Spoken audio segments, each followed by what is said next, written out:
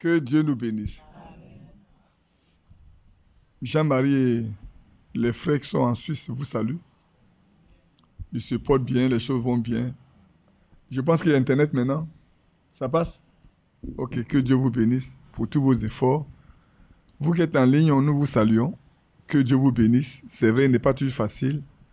Ce matin, on a eu beaucoup de coupures de courant. On nous a même annoncé la pluie ce matin, ça a commencé. Bon, on a dû prier, c'est même puis rester tranquille. En demandant à Dieu de nous envoyer le soleil. Il y a eu beaucoup de coupures de courant ce matin. Pourtant, hier, ce n'était pas le cas. On ne sait pas les dimanches qu'est-ce qui se passe. L'ennemi ne veut pas que les choses soient correctes. Que Dieu nous aide. Je dirais une chose pour attirer votre attention.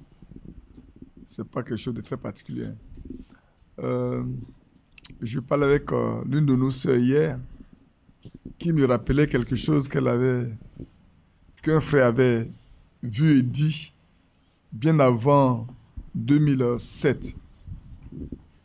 2006-2007. Oui, donc ça a fait des années, hein. Ça fait plus de 10 ans aujourd'hui. Alors, quand le frère a vu, j'étais quasiment sorti de l'église avec un petit nombre de personnes. Ceux qui étaient à l'église en 2006, quand j'ai parlé, je sais que Thierry a encore la version écrite, la transcription écrite et orale. Je m'attendais à être seul. Et puis, les choses se sont tournées. Et quand cela a eu lieu, cette soeur a demandé au frère, est-ce que c'est ce que tu as vu là qui arrive? Il lui a dit non, c'est pas ça.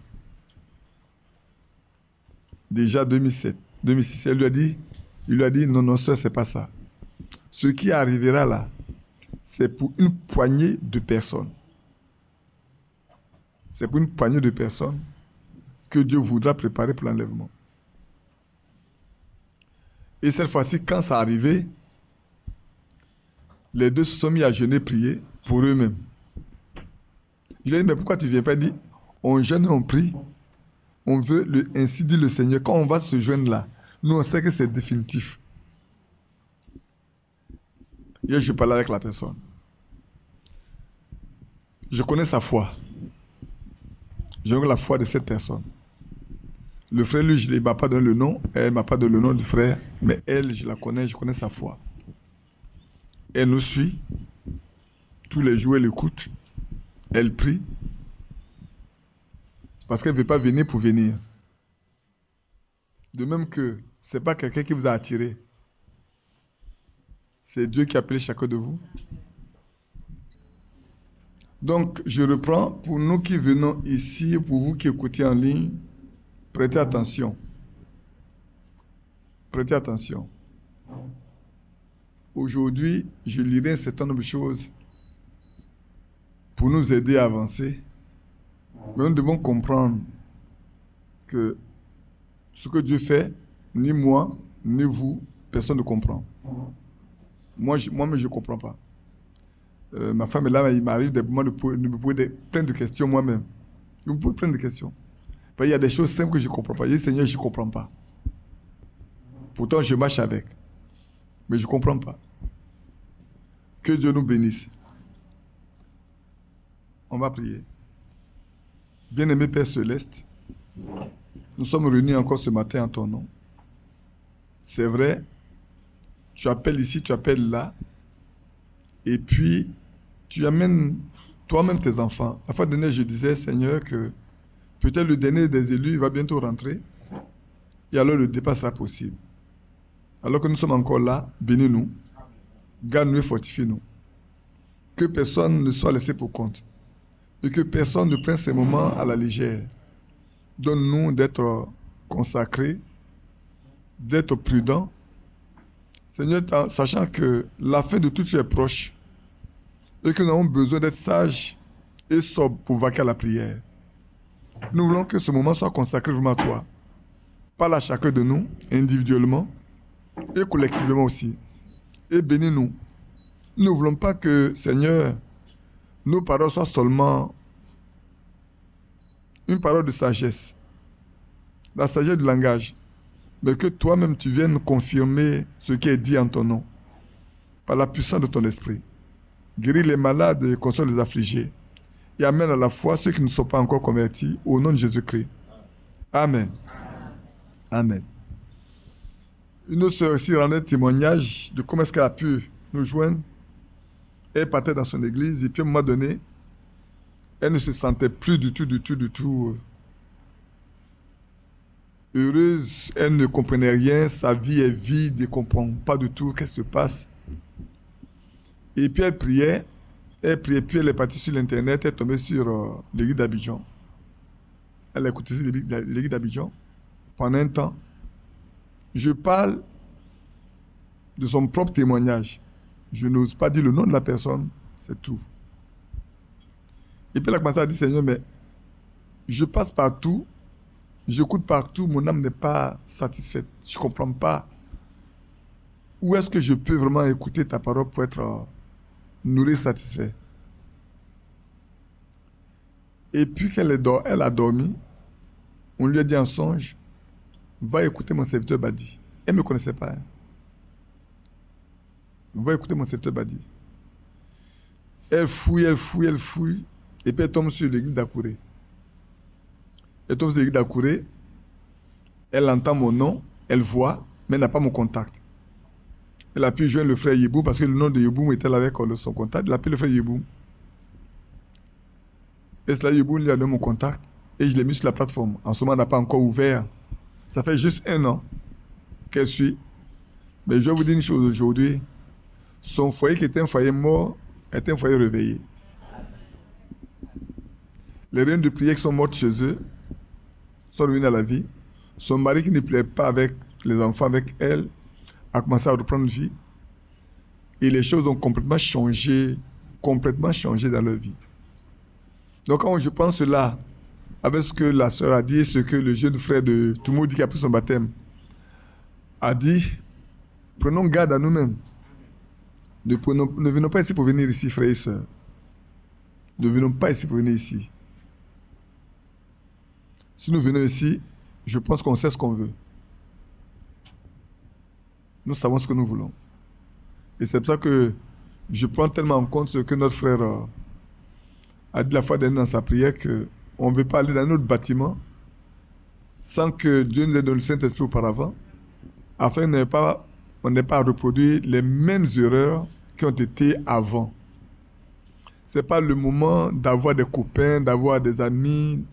Nous voulons avoir des frères en Christ, des sœurs en Christ. Vraiment des personnes qui ont consacré leur vie entière au Seigneur.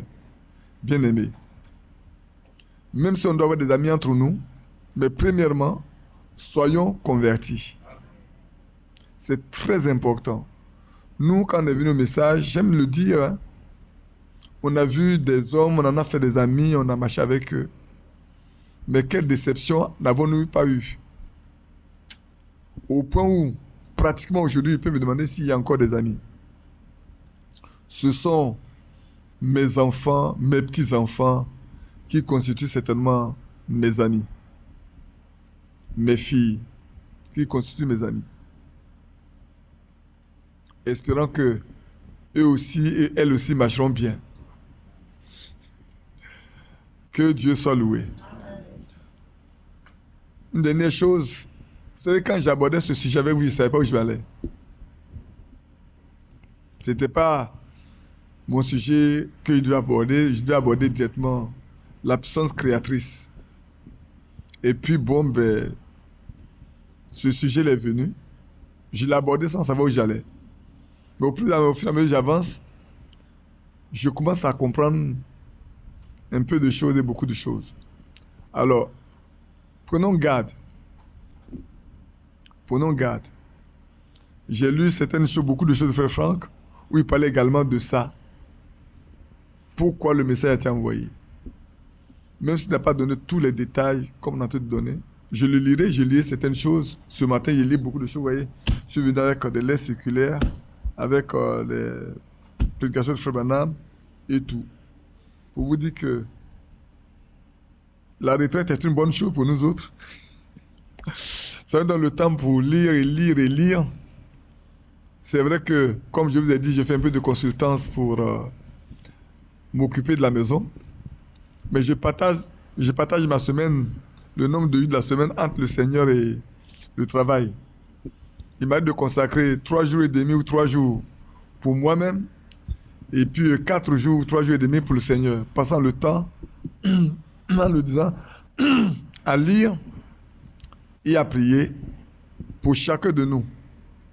C'est tellement important de prier aujourd'hui parce que je me rends compte qu'on tire vers la fin et que le temps est venu où nous devons consacrer plus de temps à chercher la face de Dieu, à nous consacrer vraiment. Que le travail ne nous prive pas d'être dans la présence continue du Seigneur. Que Dieu nous aide. Que les besoins physiques ne nous éloignent pas d'une nette consécration. Qu'est-ce que gagner toute la terre et tous les biens si on perd notre âme? Et ça, c'est très important. C'est très important. Que ce soit pour nous-mêmes et pour nos enfants également. Préoccupons-nous des enfants. Je ne pense pas qu'un père ou une mère sera heureux ou heureuse d'aller quand il ou elle sait pertinemment que les enfants s'en iront pas. Ça c'est vraiment une catastrophe. Si cela devait arriver dans nos maisons. Et ça c'est vrai. Je ne dis même pas seulement que ce soit les enfants, même nos parents. Même nos parents. Sachant que ce que nous devons faire, nous devons le faire simplement pour que nos parents viennent aussi à la foi. C'est vraiment un honneur de voir que par notre témoignage, nos parents sont gagnés. C'est une grâce que Dieu nous accorde également de voir nos parents être convertis. De voir que tout le monde est rassemblé comme pour ce Géoulé-là, que cette nuit, avec Paul, il lui a dit, crois et sois sauvé toute ta famille, toute ta maison. Que nous également, toute notre maison, la maison de nos parents, nos frères, nos sœurs, qui n'ont pas encore cru, croient. C'est Dieu qui décide, hein? Mais nous devons être préoccupés et intéressés pour que le Seigneur amène ceux qui n'ont pas encore cru à la foi. Maintenant, tout le pouvoir, toute l'autorité, toute la décision vient de lui. Vient de lui. Et ça, nous devons le savoir. Nous pouvons regarder dans la Bible comment beaucoup de personnes croyants ont vu les enfants décliner. On a vu le cas d'Élie. On a vu comment Élie, le sacrificateur, ses enfants n'ont pas fait ce qui est juste devant Dieu. Et Dieu a mené Samuel dans sa maison. Frère, c'est assez difficile souvent pour les hommes de Dieu de voir les enfants marcher correctement. Et ça, c'est vrai aussi. Mais prions pour que Dieu fasse grâce pour le temps dans lequel nous sommes. Nous sommes pratiquement à la fin de la fin des temps. Que vraiment Dieu nous fasse grâce que les enfants, les parents, les bien-aimés, chacun puisse donner sa vie au Seigneur. Que Dieu nous bénisse. Donc, on a parlé des 4 objectifs. On parlait des 4 objectifs. Le premier, c'est l'appel à sortir. Le deuxième, c'était la séparation totale, dont on a parlé un peu dimanche passé. On va lire quelques choses là-dessus. Et puis on va continuer sur la préparation et sur la restauration. Je ne sais pas si on pourra terminer comme la fois dernière, mais je ne suis pas sûr. La fois dernière, il n'a même pas pu. Quoique j'ai passé toute la semaine à travailler là-dessus. On va prendre, je dirais les noms, les titres. Je vais donner les pages pour que nos bien-aimés qui nous suivent puissent vraiment aussi être... Et je vous recommande de relire ces choses que je vous donne, les pages que je vous donne et tout, je vous demande vraiment de les relire. Ça, c'est le premier lot de lettres séculaires de Frère Franck. Quand il cherchait à écrire les lettres séculaires, d'après son propre témoignage, il cherchait quand on va lui dire, mais la parole de Dieu demeure éternellement. C'est le premier lot de l'aide séculaire que Frère Franck a écrit avant. Il y a beaucoup de choses dedans que nous pouvons lire.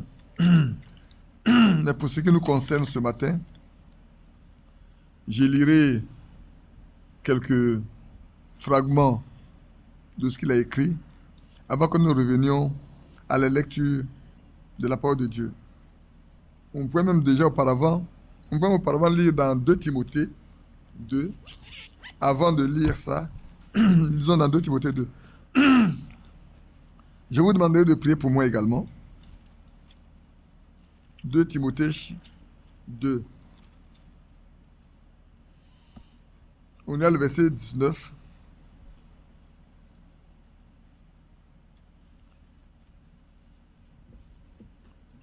Voilà ce qui est écrit dans 2 Timothée chapitre 2, le verset. Néanmoins, le solide fondement posé par Dieu subsiste avec ses paroles qui lui servent de sceau. Le Seigneur connaît ceux qui lui appartiennent et qui prononce le nom du Seigneur, qui s'éloigne de l'iniquité. On parlera de ce que on entend par l'iniquité, mais ici, la chose la plus importante, c'est qu'il y a, je crois, il y a 3 éléments qui sont dedans. Premièrement, c'est que Dieu a posé lui-même le fondement. L'apôtre Paul dit, personne ne peut poser un autre fondement que celui qui a été posé. Il n'y a personne d'autre. Et le fondement, c'est la véritable parole de Dieu. C'est ça qui a aussi aidé une sœur à comprendre et à rester dans le message. Vous allez me dire, mais ce matin, je ne parle que de ce que Dieu a parlé, a dit à des sœurs. Il y a une autre sœur qui, quand elle est venue au message là, il y a beaucoup de choses qu'elle ne comprenait pas. Et puis, elle a prié. Et un jour, il y a un grand rassemblement, comme dans un grand stade. Beaucoup ont parlé. Je dis les choses comme elle a dit. Je ne vais rien cacher. Et puis quand c'était mon tour, moi je n'étais pas prêché. Je suis arrivé, il y a une base où on a mis du ciment, comme quelqu'un qui devait poser la première pierre. Et j'ai soulevé la brique, je l'ai déposé dedans et j'ai dit, c'est ça le fondement et on ne peut pas changer. Et elle a compris qu'on doit marcher avec ce qui est écrit dans la Bible. Il n'y a que ce qui est écrit dans la Bible. Et elle y est restée jusqu'à aujourd'hui. Donc le solide fondement subsiste avec cette parole qui lui sert de sceau. La parole de Dieu sert de sceau au fondement que Dieu lui-même a posé. Personne ne peut changer. Personne ne peut rien apporter de plus. Et ça, c'est clair. C'est pour ça que le message ne nous apporte pas autre chose, si ce n'est que de nous retourner à la parole originelle. Le Seigneur connaît ceux qui lui appartiennent. Et ça, c'est important. C'est le deuxième élément que nous devons retenir. Le Seigneur connaît ceux qui lui appartiennent. Frères, ceux qui appartiennent au Seigneur, personne ne peut les dérouter. Amen. Il n'y aura même pas de séduction pour eux. Si quelqu'un appartient au Seigneur, laissez-le aller faire ce qu'il veut. Le Seigneur le ramènera toujours à lui. Maintenant, si quelqu'un ne appartient pas au Seigneur, sachez, c'est très clair, il peut venir, il peut faire de grandes choses, et avant de mourir, il quittera la foi. Il abandonnera, il renoncera. Et ça aussi, c'est quelque chose d'indéniable. On ne peut pas faire, le Seigneur ne prendra pas ce qui ne lui appartient pas. Le Seigneur ne prendra pas, ne lâchera pas ceux qui lui appartiennent non plus. Le Seigneur connaît ceux qui lui appartiennent. C'est pour ça que les prédicateurs, nous ne faisons que lancer le filet. Hein. Nous ne faisons que lancer le filet. On peut attraper toutes sortes de poissons, les crabes, les morceaux de bois, des serpents d'eau, tout ça, on peut les attraper. Mais quand on arrive à la plage, à la baie, on va faire le tri. Le tri est fait, et puis on amène à la maison que le bon poisson. C'est comme le semeur qui s'émet. On sème. On lance la semence. La véritable semence, on la lance. Il y en a qui sont au bord des champs, au bord de la route. Ils vont prendre ça, l'ennemi va venir arracher ça de leur cœur. Il y en a, ça va tomber dans des cœurs à soucis. À un moment donné, ils vont vouloir marcher, mais le souci de la vie va les amener à abandonner tout. Il y a des gens dont le cœur est comme de la pierre. Même quand ça tombe dedans, ça ne va pas fructifier, ça va mourir. Mais il y en a qui sont la bonne terre. La bonne semence dans la bonne terre. La bonne semence dans la bonne terre ne peut que produire du bon fruit. Et ça, c'est important. Quiconque prononce le nom du Seigneur, qui s'éloigne de l'iniquité. Voilà le troisième point. Si quelqu'un prononce le nom du Seigneur, il doit s'éloigner de ce qu'on appelle l'iniquité. Il doit. C'est un devoir de pouvoir fuir tout ce qui est inique et marcher avec la piété, selon la justice. Que Dieu aide chacun de nous. Maintenant, revenant à cette lettre circulaire, à cet ensemble de lettres circulaires, je lis à la page 44, je vais monter sur la page 45, c'est comme ça qu'il a étudié la 7e suite de G, août 67. Ce sont des lettres qui ont été écrites à 67. La première suite, deuxième suite, troisième suite, quatrième suite, septième suite, 7e et 8e suite. Je pense que ça va jusqu'à quelle suite? Je vais vous donner la dernière suite. 11e suite. Voilà. Ça s'est arrêté à la 11e suite. 11e suite qui date d'avril avril et juin 68. Donc, à la page 44, je lirai ceci.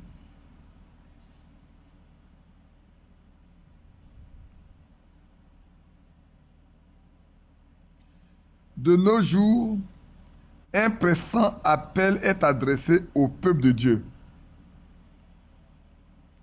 le conviant à se retirer de tout ce qui n'est pas conforme à la parole de Dieu. L'appel à sortir. De nos jours, il y a un appel pressant qui est adressé à quiconque fait partie du peuple de Dieu, pour qu'il se retire de tout ce qui n'est pas conforme à la parole de Dieu. Cet appel du maître n'est pas un vœu pieux, mais bien plutôt un ordre, car notre Seigneur est un Dieu jaloux. Amen. Dieu appelle à sortir. Il donne un ordre à ceux qui lui appartiennent de sortir. Sortez du milieu de, on l'a lu la fois dernière, dans 2 Corinthiens 6, sortez du milieu de, ne touchez à rien d'impur, à rien d'impur. Le temps est venu où chacun doit savoir. Pas seulement le péché, même la parole de Dieu, qui n'est, ce qu'on croit dire qui est biblique, qu'on croit être biblique n'est pas biblique, on ne doit pas mettre notre confiance en ça. Amen. Nous devons ramener tout aux Écritures pour voir qu'est-ce que Dieu a ordonné pour le temps dans lequel nous sommes. La fin de toutes choses est proche, frères et sœurs. Soyons sages, soyons sobres et vaquons à la prière. Je poursuis, et voilà ici le frère Franck le cite également. C'est pourquoi sortez du milieu d'eux et séparez-vous, dit le Seigneur. Ne touchez pas à ce qui est impur et je vous accueillerai. Je serai pour vous un père, vous serez pour moi des fils et des filles, dit le Seigneur Tout-Puissant. La promesse d'être notre Père dépend dans ce passage de notre obéissance et de notre séparation. Pour qu'il soit notre Père, cela exige de nous l'obéissance et de la séparation. On est appelé à obéir à ce que Dieu dit et on est appelé à nous séparer de tout ce que Dieu ne veut pas. Amen. C'est un ordre. Il dit sortez. Pour les linguistes, quand ils voient la forme, sortez, c'est un ordre. Il ne dit pas venez, je vous invite à sortir, c'est pas ça. Sortez. Quand vous partez d'Apocalypse chapitre 18 ou 17, il me dit sortez du milieu d'eux. Ne touchez rien à rien d'impur. Ne touchez pas la doctrine qui n'est pas de Dieu. Ne marchez pas ce qui n'est pas de Dieu. Sortez de là. Venez et marchons avec le Seigneur lui seul. Nous pouvons facilement exercer les dons spirituels, attachant plus d'importance aux apparences qu'à l'obéissance. Celui qui ne prend pas au sérieux l'ordre de se séparer et qui suit ceux qui ont tourné le dos à une bonne partie de la parole de Dieu pour prêcher leur propre tradition, celui-là peut bien prétendre avoir un ministère, mais en fait, il a vendu son droit d'aînesse. Il n'aura aucune part à la bénédiction du premier-né. Amen. Bien-aimés frères, c'est important aujourd'hui de savoir que nous sommes appelés à faire attention, à discerner les esprits. C'est ce qu'il dit ici, c'est ce qu'il veut dire ici. Discerner les esprits. Il y a beaucoup de prétentions de pouvoir prêcher ici, prêcher là, mais qui est-ce qui est envoyé par Dieu? Qui Dieu a envoyé? Qui marche pour Dieu? Avec qui Dieu est? C'est pour ça qu'il est bon que nous discernions. Nous avons le discernement de l'esprit. Si nous ne savons pas discerner l'esprit, nous ferons foi, nous donnons foi à tout. Et alors on peut facilement se tromper. C'est pour ça que je vous invite toujours, je dis frère, priez beaucoup. J'ai toujours dit que quand il y a des situations, ne vous précipitez pas pour prendre une décision. Priez jusqu'à ce que vous ayez obtenu de Dieu une réponse claire et nette, sans ambiguïté. On n'a pas besoin d'interprétation. Quand Dieu vous parlera, il vous parle de sorte que vous n'avez pas besoin d'interprétation. Soit clair pour vous. Alors vous saurez que c'est lui qui vous a parlé et vous pouvez vous réjouir. Parce que la suite des temps prouvera que c'est lui qui vous a parlé. Comme moi je disais, en 90, j'ai dit, ce jour-là, quand j'ai reçu les premières cassettes de Frère Franck, dans mes mains, alors je dois les classer là-bas, me dit, un jour Abidjan disparaît la nourriture. Je me suis dit, mais quelle pensée. Tu es orgueilleux, comme Abidjan va distribuer la nourriture alors que c'est à Frère Franck qu'il a été donné de distribuer la nourriture. Mais 2006, on m'a appelé pour que je m'en occupe moi-même. J'ai résisté jusqu'en 2007. C'est même, on dit, Michel Gani, mais frère, si les frères te demandent de le faire, mais en gars, tu vas le faire. C'est en ce moment que je me suis rappelé qu'en 90, il m'a été dit un jour à Abidjan de faire la nourriture. Aujourd'hui, c'est chose faite. Et c'est vrai. Beaucoup de personnes ont voulu faire beaucoup de choses dans cette église d'Abidjan. Mais c'est Dieu qui choisit, Et on l'a fait seulement pour sa gloire. Aujourd'hui, Abidjan distribue la nourriture. On a envoyé ça dans tous les pays francophones. Même jusqu'en RDC, on a envoyé. Ça a coûté à peu près 3 millions par mois. En dehors de l'impression. Il faut payer les frais. Envoyer dans tous les pays des lots, des grands lots. Parce que quand vous regardez les brochures, on a dit que c'est pour l'Afrique de l'Ouest. Mais on a même distribué qu'en Afrique centrale. Pourquoi? Parce que Dieu l'a voulu ainsi. C'est Dieu qui a dit. Et quand Dieu dit une chose, il accomplit parfaitement. Un homme n'a pas besoin d'intervenir là-dessus. Il a dit, moi-même là, je n'ai pas pris ça comme quelque chose. Donc je dis, c'est ma pensée. C'est ma pensée.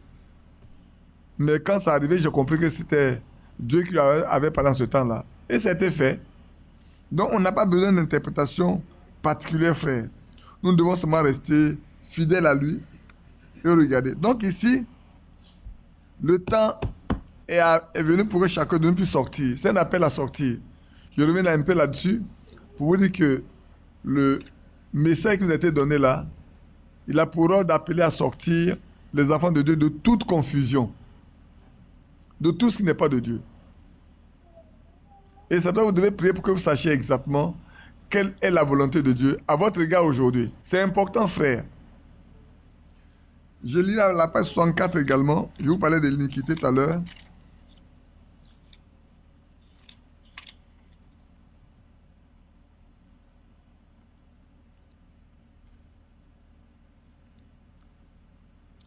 Comment se fait-il que le Seigneur les appelle les iniques? Comme c'est écrit dans Matthieu 7. Eux qui étaient les plus avancés des croyants, qui prophétisaient, dansaient et chassaient les démons.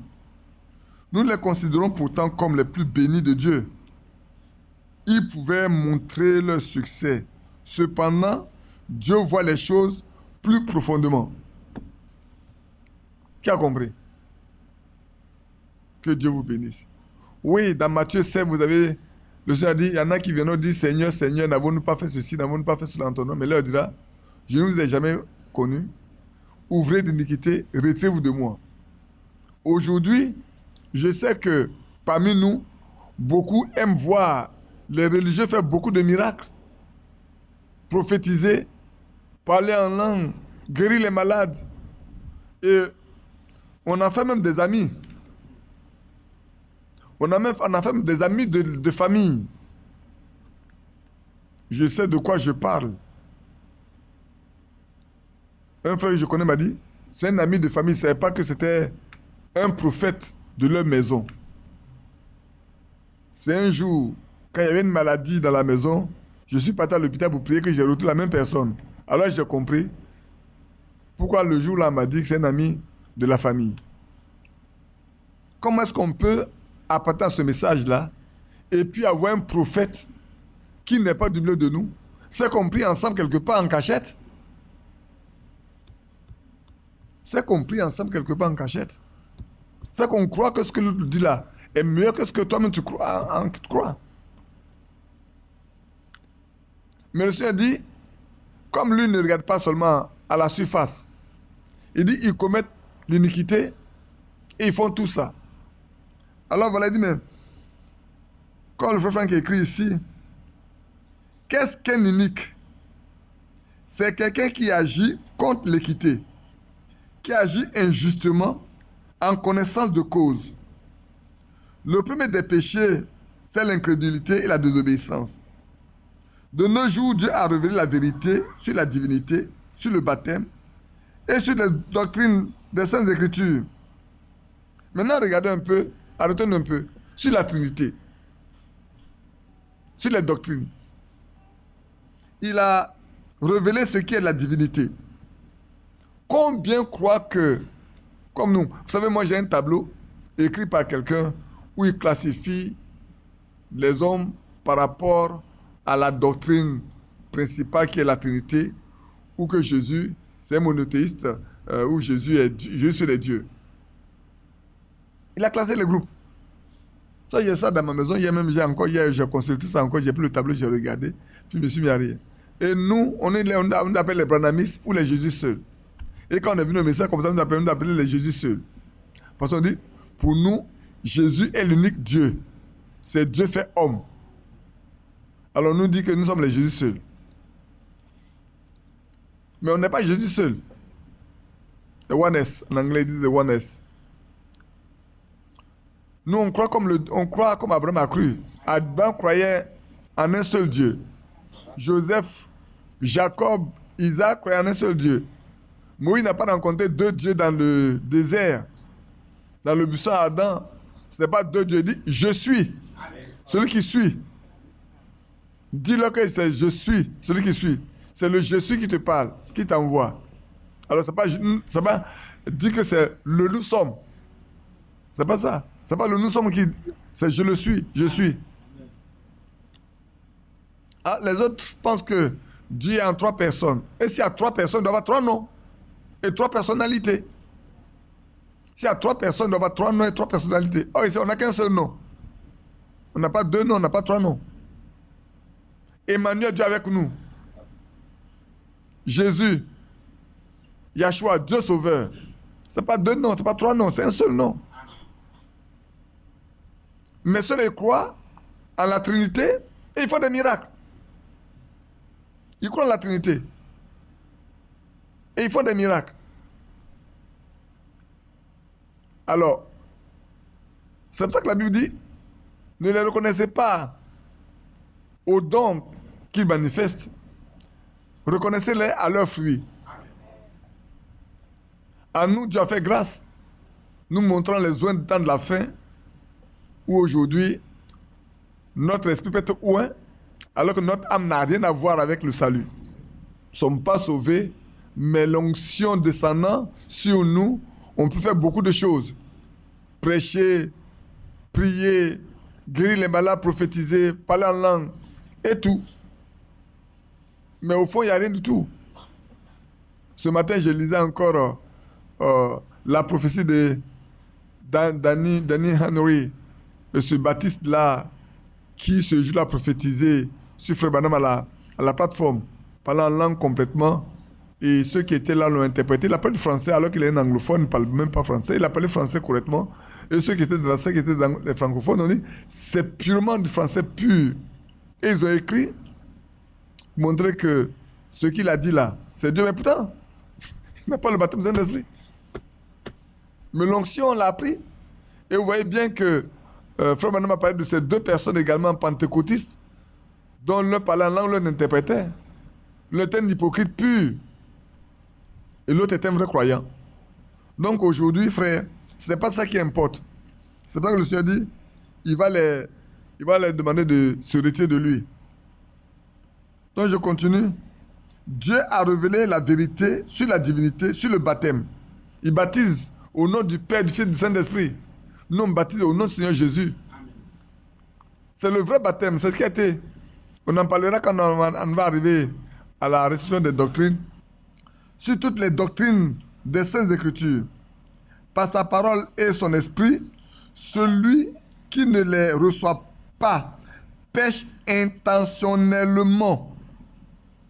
Ce que Dieu a révélé là, si quelqu'un ne les reçoit pas, il pratique le contraire, il pêche intentionnellement. Donc par iniquité, et foule au pied la précieuse parole de Dieu. L'iniquité, c'est faire ce qu'on sait ne pas devoir faire. Tu sais que ça, c'est pas bien, puis tu le fais. Ils savent que Dieu, là, il est unique. Mais ils sont empêtrés dans la doctrine de la Trinité et ils bâtissent la Trinité. Je pense que la fois dernière, j'ai dû parler avec un jeune frère ici, longuement. Et maintenant, il dit il va plus nulle part. Il va seulement dans une autre église. Il a fait beaucoup d'églises. Il lui a dit, tu vas te prôner partout, c'est pas ça. Je l'ai même baptisé au nom de Saint Jésus. Hein. Je l'ai même baptisé au nom de Seigneur Jésus. Et même sa femme et lui ne faisaient pas d'enfants. Quand pour la première fois j'avais prié à l'église, c'est le matin à la petite soeur, à votre soeur qui est partie dans la gloire, Brigitte. Donc, il a dit à la petite soeur, ah, ton beau-frère est en train de prier pour les femmes qui n'accouchent pas là, et toi tu ne veux pas venir pour qu'il prie pour toi. Et quand il est arrivé, il lui a dit, va chercher ton mari d'abord. Parce que quand il devait se marier, beaucoup de religions l'ont dit, si vous mariez vous deux là, quelqu'un d'entre vous va mourir. On ne doit pas vous marier. Et puis il a dit à son fiancé, écoute, le mari de ma grande soeur là, c'est un serviteur de Dieu, allons le consulter. Allons aussi le consulter. S'il dit la même chose là, on ne se mariera pas. Ils sont venus, ils m'en ont parlé, j'ai prié, je leur ai dit, allez vous marier. Aucun de vous ne mourra. Aucun de vous. Et puis ils sont arrivés, on a prié ensemble. Dans la même année, l'enfant doit avoir aussi peut-être, habitué, n'est pas là pour me donner l'âge. Anne-Sarah doit avoir à peu près 8 ans, je crois. Oui, il doit avoir 8 ans. Donc depuis près de 10 ans, ils sont mariés. Personne n'est mort au milieu d'eux. Ils sont encore en vie, ils ont fait un enfant. Que Dieu nous aide. Donc on a parlé ensemble longuement sur cet aspect-là de la Trinité. Beaucoup ne comprennent pas. Et frère Franck va dire ceci. Écoutez bien ce qu'il va dire. C'est très humoristique. Il dit, dans l'amour, j'aimerais revenir avec vous sur le cas des 50 sourds-muets que Dieu a guéris dans une seule réunion. Écoutez bien, c'est souvent frère Franck qui dit certaines choses pour montrer aux gens, vous dites que vous êtes serviteur de Dieu plus que les autres. Alors qu'est-ce que Dieu a fait par vous? Puis-je demander poliment combien de sourds-muets ont été guéris par l'ensemble des prédicateurs du plein évangile? Les prédicateurs du plein évangile disent que frère Branham enseigne faux. Vous savez, moi j'ai lu beaucoup de choses. Gordon Lindsay, l'homme envoyé de Dieu. Vous savez, quand on a écrit la biographie de frère Branham, il y a beaucoup de choses qui ont été tirées de 2 livres. J'ai les 2 livres en anglais. L'un de Gordon Lindsay et l'autre de Terry. Gordon Lindsay, c'est celui qui a fait vraiment la promotion quand Frère Branham priait pour les malades. Et quand Frère Branham a commencé à prêcher les doctrines fondamentales, lui et Bastet qui était dans l'Assemblée de Dieu, qui était aussi dans l'équipe de Frère Branham, on dit non, qu'il a dévié. C'est ceux qui ont dit que Frère Branham était un grand serviteur de Dieu, mais après il a dévié, il est tombé. Alors, comment quelqu'un peut être serviteur de Dieu hier? Donc, vous comprenez, frère, les doctrines qui existent, jusqu'à encore aujourd'hui, on peut perdre la foi. On peut être serviteur de Dieu hier, et puis ne plus être serviteur de Dieu aujourd'hui. Ce qui n'est pas vrai. Tu peux être serviteur de Dieu hier, et puis aujourd'hui, tu n'es plus serviteur de Dieu. Ou tu ne l'as jamais été, ou tu l'as toujours été. Alors, il leur pose la question. Dans une seule réunion, 50 sourds-muets ont été guéris.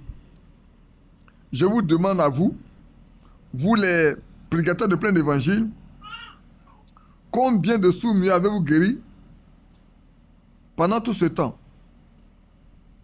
En 50 ans, y a-t-il eu au moins 50 sourds-muets guéris?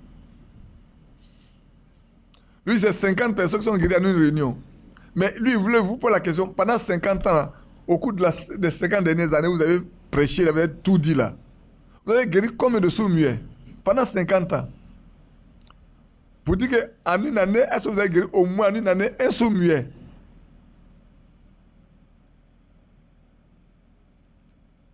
Pour ma part, je n'en connais pas un seul cas. Qui sont-ils donc? Ceux qui, le verbe haut, se dressent contre un prophète approuvé par Dieu d'une manière qui n'a probablement jamais été égalée auparavant. Le royaume de Dieu ne consiste pas en parole, mais en puissance. Que pouvons-nous dire à cela? Si ce n'est, ô Dieu, aie pitié de ton peuple, et que ton héritage ne soit pas couvert de honte. Et c'est vrai. Et c'est vrai. Souvent, quand je parle de ça, je me retourne à l'église du Pougon. Quand je vois tout ce que Dieu a fait là, sur cette plateforme, et qu'on peut dire plus tard que je suis un antichrist, je dis bien, mais par quel esprit cela a été fait? Bref, que la gloire soit rendue à l'Éternel. Que Dieu soit loué et que lui seul nous conduise. Je vais lire également, je vais lire beaucoup de choses avant de commencer à parler de la préparation. Je lis encore 2 lettres séculaires et puis on va aller. Je regarde, je vous ai dit qu'il y a beaucoup de choses à lire aujourd'hui. Prenons la lettre séculaire d'avril 2009. Avril 2009. Avril 2009. Je vais voir la page 3.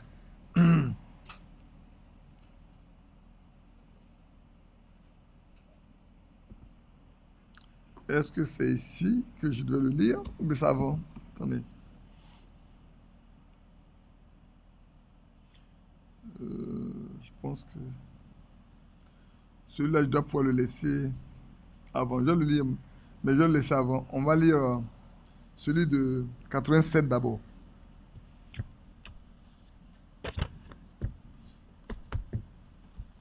Prenons la lettre circulaire de janvier 87. Vous allez vous poser la question, comment est-ce que j'arrive à dénicher tous ces éléments-là en un temps record pour vous les lire. Je ne fais pas d'effort. Hein. Ça, je ne fais même pas d'effort du tout. Il m'arrive d'être en train de méditer, et puis bon, ben, telle chose me vient à l'esprit. Et comme on les a déjà lus et relus, bon, mais on y va simplement. Et puis, voilà. Je lis la lettre circulaire de janvier 87. Je lis à partir de la page 32 et la page 33. Oh, le premier parti de la page 33. Frère Branham disait à ce sujet que l'achèvement aura lieu conformément à la parole de Dieu dans l'amour divin. ceux qui veulent y participer doivent avoir deux choses à cœur et le prouver par leur action. Qui a compris? Qui n'a pas compris? Levez bien votre main. Parce que je le relis et puis dit. Frère Branham disait au sujet de l'achèvement de l'Église, que l'achèvement aura lieu conformément à la parole de Dieu dans l'amour divin. L'achèvement aura lieu conformément à la parole de Dieu, mais dans l'amour divin. Ce qui veut dire que, frère, l'amour parfait dont il est question là, nous devons faire attention à ça. Parce que cet amour parfait, c'est l'amour divin. C'est l'amour qui vient du Seigneur. C'est l'amour qui est répandu dans le cœur du croyant par le Saint-Esprit. C'est pour ça qu'aujourd'hui, ma préoccupation, mes demandes, ma prière pour chacun de nous, c'est que Dieu se souvienne et qu'il remplisse chacun de nous. Qu'il donne les arts de son esprit. Qu'il déverse dans nos cœurs son esprit et qu'il scelle chacun de nous pour le jour de la rédemption. Amen. Parce que cet amour ne viendra pas, cet amour divin ne viendra pas si le Saint-Esprit n'est pas là. On ne peut pas l'acheter. Aucun homme ne peut le donner. Aucune prédication ne peut la donner. Si la prédication amène le Saint-Esprit, alors on l'aura. Ça peut être important, frère, que vous priez pour que Dieu se nous parle. Dieu se nous conduise et qu'il nous accorde son esprit pour que cet amour-là soit dans nos cœurs réellement. Je le dis avec insistance. Je le dis avec insistance. Il y a une chose que je vais lire tout de suite également pour nous aider. Bien-aimés, que ce soit à titre individuel, à titre familial, à titre de couple, à titre de famille, cet amour doit se manifester normalement et pleinement dans nos maisons, dans nos cœurs.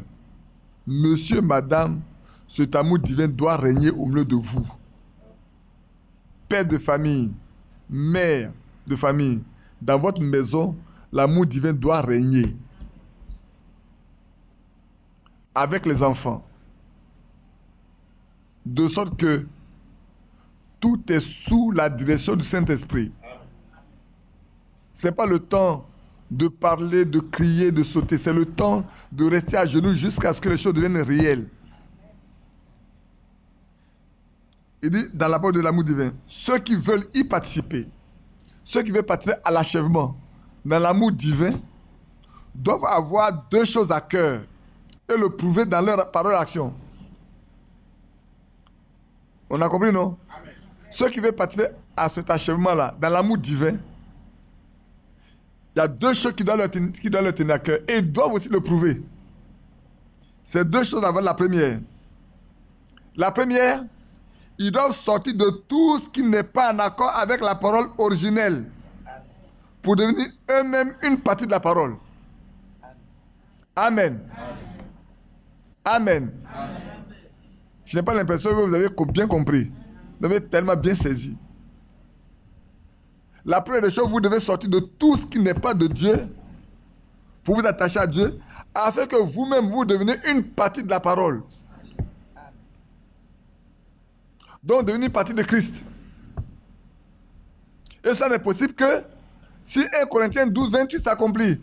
Nous avons tous été... Non, pas 28. 28, ça c'est le ministère. Laissez-moi vous donner ça. 1 Corinthiens 12.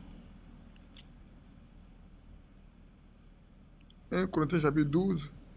Oh, bien sûr, c'est le 13, le verset 13. Nous avons tous en effet été baptisés d'un seul esprit pour former un seul corps, soit juif, soit grec, soit esclave, soit libre. Et nous avons tous été abreuvés d'un seul esprit. Le verset 12 et 13. Faire partie du corps de Christ, faire partie de la parole, il faut que l'esprit de la parole soit en nous. Donc, ce qui veut dire que nous devons sortir de tout ce qui n'est pas de la parole et entrer dedans pour que la parole de Dieu soit pas de la parole de Dieu, pour que l'achèvement se fasse avec nous. Parce que de toute façon, l'achèvement aura lieu. Dieu achèvera son œuvre. Dieu amènera son église à la perfection. Dieu viendra prendre son église. Dieu prendra son épouse avec lui. Le Seigneur le fera. Mais nous, si nous voulons faire partie de cela, nous devons sortir de tout. La deuxième, ils doivent expérimenter une purification et une sanctification intérieure complète et être véritablement scellés du Saint-Esprit. C'est pas ce que je vous ai dit tout à l'heure. Deux choses. Premièrement, sortir de tout ce qui n'est pas de Dieu pour s'attacher à ce de Dieu, pour faire un corps avec lui. Et la deuxième chose, frère, c'est d'expérimenter une purification et une sanctification intérieure. On a parlé de la sanctification selon Dieu. La sanctification agréable à Dieu, on en a parlé pendant des mois et des mois et des mois. J'espère que ce n'était pas pour notre tête. Ce n'était pas seulement pour les notes qu'on devait prendre. C'est de rechercher que ça devienne une réalité. Ce matin, on en parle, frère. Une sanctification intérieure, parfaite et complète. Pour être véritablement scellé par le Saint-Esprit. Parce que Dieu ne vient pas sceller n'importe quoi, frère. Il ne va sceller que ce qui lui appartient. Il va mettre son sceau pour montrer que c'est parfait. Maintenant, il accepte et que c'est en accord avec ça.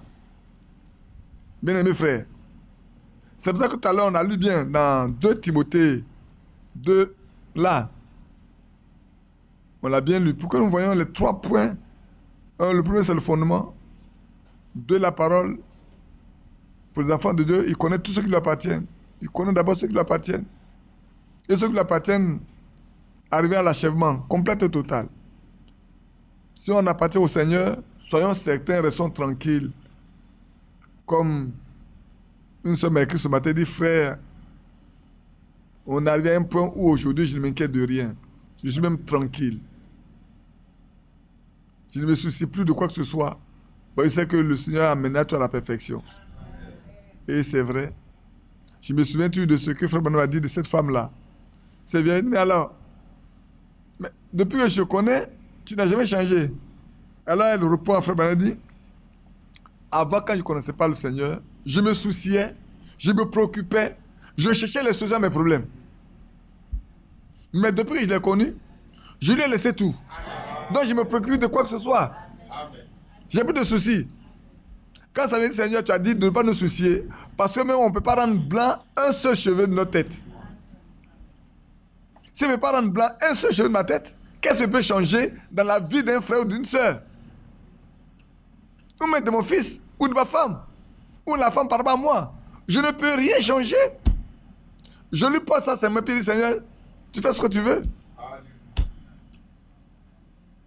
Frère, il faut qu'on en arrive à ce stade-là. Frère, moi-même, je vais vous dire une chose, peut-être cette semaine-là, j'ai expérimenté une chose. Je me souciais de quelque chose de plus, et puis, j'ai dit, mais Seigneur, tu m'as donné ça. Pourquoi je vais me soucier? À toi de gérer. C'est tout. Je m'en suis débarrassé, c'est fini. J'ai compris que c'était le diable qui voulait me tourmenter par une certaine chose. Et je suis très tranquille. Durant toute la semaine, ça ne m'est plus venu. Mais cette nuit, je n'ai pas dormi. C'est bizarre. J'ai été inquiété par beaucoup de choses bizarres, je ne comprenais pas. J'ai eu de l'insomnie à tout moment jusqu'à 1h du matin. Oui, à 1h du matin. Je ne dormais pas jusqu'à 1h du matin, je ne dormais pas. 2 heures, il dit, Seigneur, tu vois, il va être bientôt 6 heures du matin. Donne-moi 3 heures de sommeil seulement. Parce que demain matin, il doit prêcher. J'ai besoin de me reposer pendant 3 heures seulement, ça me suffit. Et puis, je me suis couché, je me suis endormi. Quand je me réveille, il était, quelle heure? 5 heures quelque chose, 5h48. Ouais. 5h52. Ouais, 5h52. Il restait 8 minutes pour faire 6 heures. Dit, ah. Elle m'a demandé, j'ai dit, ça n'a pas été facile, mais j'ai dû prier. J'ai demandé 3 heures de sommeil, j'ai pu la voir. C'est vrai. Mais c'est bon quand je ne dormais pas, je ne me souciais pas, je me dis, mais si je ne dors pas, je dois prier, c'est tout. Si tu ne dors pas, tu pries. Tu passes le temps à prier. Oui. Il ne faut pas t'inquiéter de quoi que ce soit. Donc, bien aimé, pour revenir un peu en arrière, pour lire un peu ces choses dont nous parlons tout à l'heure. Oui, c'est vrai. On vient de le lire. Je vais terminer avec ça. Le temps presse pour que soit prise une décision. Je n'ai certainement aucun mérite d'avoir été préservé de toutes les interprétations et fausses doctrines. Le Seigneur lui-même a tendu sa main sur moi à cause de ma vocation. C'est Frère Franck qui parle de lui. Ce que le Seigneur fait dans sa souveraineté, qui il appelle et envoie, c'est son affaire. Amen. Qui Dieu appelle et qui Dieu envoie, c'est ça, c'est son affaire. On n'a pas à se soucier de quoi que ce soit. Que Dieu soit loué. Amen. Il est quelle heure? On a encore beaucoup de temps. Je pensais qu'il était déjà 11 heures alors qu'il n'est pas. Maintenant, on va aborder... J'avais dit que les 3 objectifs, les 4, il y avait premièrement l'appel à sortir, il y avait la séparation, la préparation et puis la restauration. C'est ça, non? On a déjà vu l'appel à sortir, on appelle la séparation. On va revenir un peu sur quelques éléments de la séparation avant de partir à la préparation. Bien-aimés, nous sommes dans l'âge de la Odyssée. C'est un âge très tiède. Ça, nous le savons. C'est l'âge... Il y a un âge... C'est un âge dans lequel le Dieu est le plus méchant, c'est Satan. C'est l'âge le plus mauvais. Et Frère Branham a président, le Dieu de cet âge, l'âge mauvais, le Dieu de cet âge mauvais, c'est qui est Satan. On est dans un âge très mauvais et pervers. C'est un âge très pervers. C'est un âge de tiédeur. Et tout bon croyant doit sortir de cet âge mauvais pour s'attacher pleinement au Seigneur. Ne nous attachons pas à la religion de cet âge. Ne nous attachons pas aux principes doctrinaux de cet âge. Sortons de là, frère. Vous savez, il arrivait que nous sommes sortis des religions, mais les gens sont attachés à nous. Malheureusement, nos comportements prouvent que les gens sont encore attachés à nous. Et la fois dernière, je disais, frère, comment peut-on sortir d'une réunion de prière et faire des plaisanteries? Et puis faire des plaisanteries.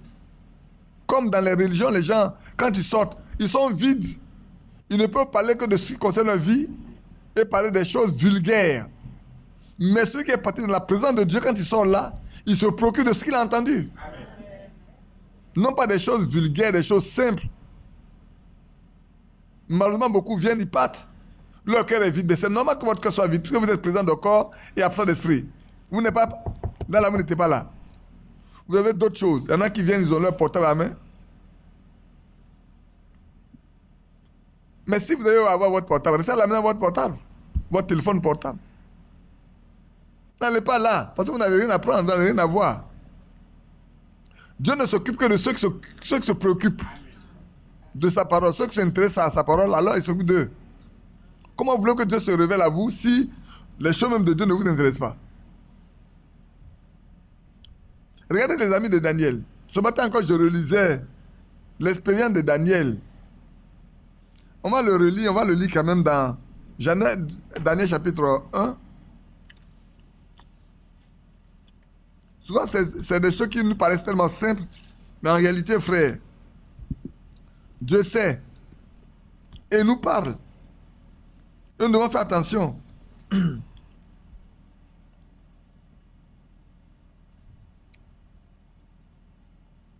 Vous savez, là, après la guerre, il y a eu une déportation et des enfants d'Israël ont été déportés à Babylone. Chez le roi Nebuchadnezzar, je lis à verset 3. Le roi donna l'ordre à Shpenas, chef des eunuques, d'amener quelques-uns des enfants d'Israël de race royale ou de famille noble, de jeunes garçons sans défaut corporel, beaux de figure, doués de sagesse, d'intelligence et d'instruction, capables de servir dans la capitale du roi, dans le palais du roi plutôt, et à qui l'on enseignerait les lettres et la langue des Chaldéens. Le roi leur assigna pour chaque jour une portion des mets de sa table et du vin dont ils buvaient, voulant les élever pendant 3 ans, au bout desquels ils seraient au service du roi. Maintenant vient la chose la plus simple. Il est parmi eux. Donc, parmi tout ce qu'on a envoyé là, il va y avoir une distinction. Et c'est là où je veux que vous voyez, on en arrive, frère. Parmi tout ce qu'on a envoyé, il y a des jeunes gens de bonne famille, de famille noble ou de la royauté. Mais parmi eux,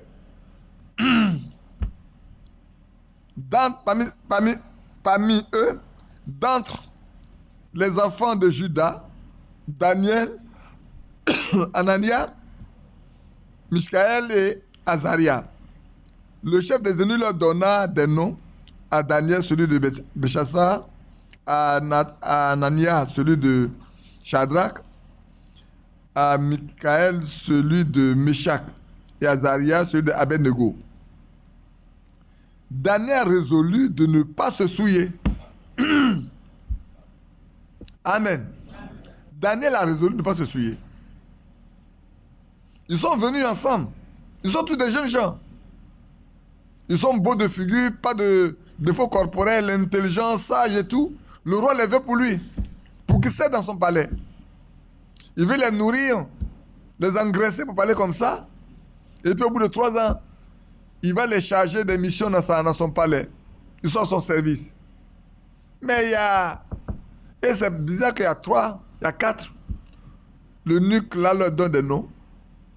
Les noms des Chaldéens. Pour ne pas qu'ils aient les noms hébreux, on leur donne les noms des Chaldéens.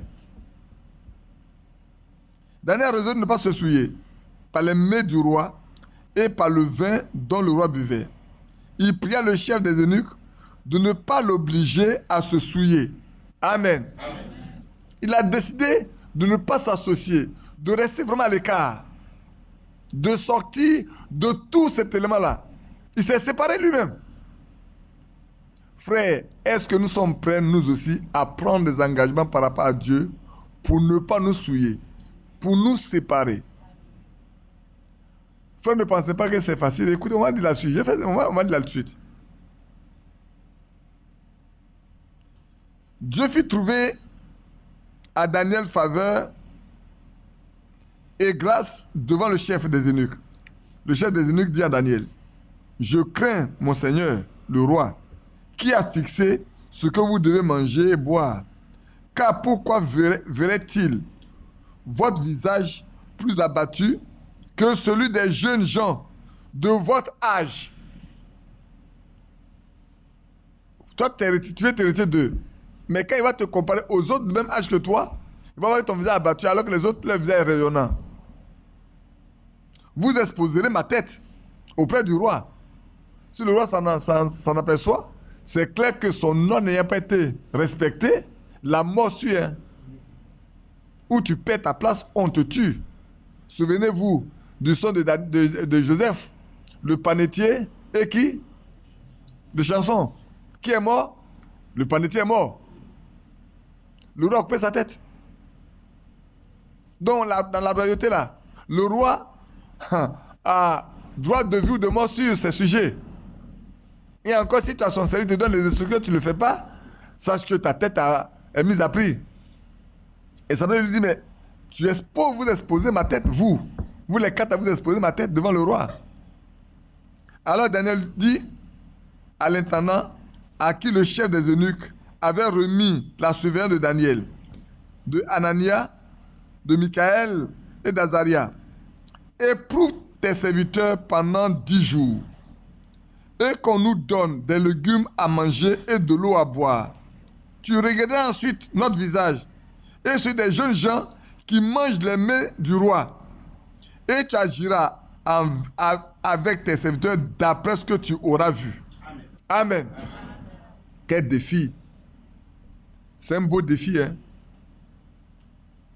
Il dit, je te mets à défi de voir si pour nous ne c'est pas meilleur que les autres qui mangent à la table du mets. Nous, voilà ce qu'on te demande: des légumes, de l'eau. Rien d'autre que ça. Ça coûte moins cher de toute façon. Hein? Ça coûte moins cher. Le reste du repas là, ce qui revient aux 4 là, écoute, ça va chez lui à la maison. Il va nourrir ses enfants, sa femme et ses amis qui vont venir. Il vous donne seulement, il va prendre des légumes. Et dans sa femme, ils font bouillir ça bien avec de l'eau. Il dit, vous avez besoin de légumes et de l'eau, voilà ça. Hein? Ah oui? C'est un eunuque. Donc il n'y a pas de problème. Il n'a même pas de femme. Il n'a même pas de femme d'enfant. C'est un eunuque. Il peut avoir une famille. Il y a des gens qui sont là. On les a castrés. Donc il ne peut pas se marier. Et puis il dit, il continue. Il leur accorda ce qu'ils demandaient et les éprouva pendant les 10 jours. Au bout de 10 jours, ils avaient meilleur visage et plus d'embonpoint que tous les jeunes qui mangeaient les mets du roi. Frère, Dieu honore ceux qui l'honorent. Dieu honore ceux qui prennent l'engagement par rapport à lui. Ce qui nous manque aujourd'hui, c'est notre manque de décision. Il n'y a pas de foi ferme s'il n'y a pas de séparation. Si Daniel n'a pas pris la décision de se séparer des autres, Dieu n'allait pas honorer leur foi. Ici, ils ont mis leur foi en jeu. Et Dieu a honoré la foi de ces jeunes gens. Et l'homme a vu qu'ils étaient meilleure mine, avaient meilleure mine, meilleur en bon point que les autres. Pourquoi? Parce qu'ils ont mis leur confiance dans le Seigneur. Nous également, frères, au sein ne sommes pas venus là. Ce qu'il nous faut aujourd'hui, c'est que nous marchons avec Dieu. Quelles que soient les circonstances, les épreuves, les difficultés qui peuvent être devant nous, déposons tout au pied du Seigneur et mettons notre confiance en lui. Séparons-nous. Frère, c'est le temps de la séparation. Au bureau, séparez-vous.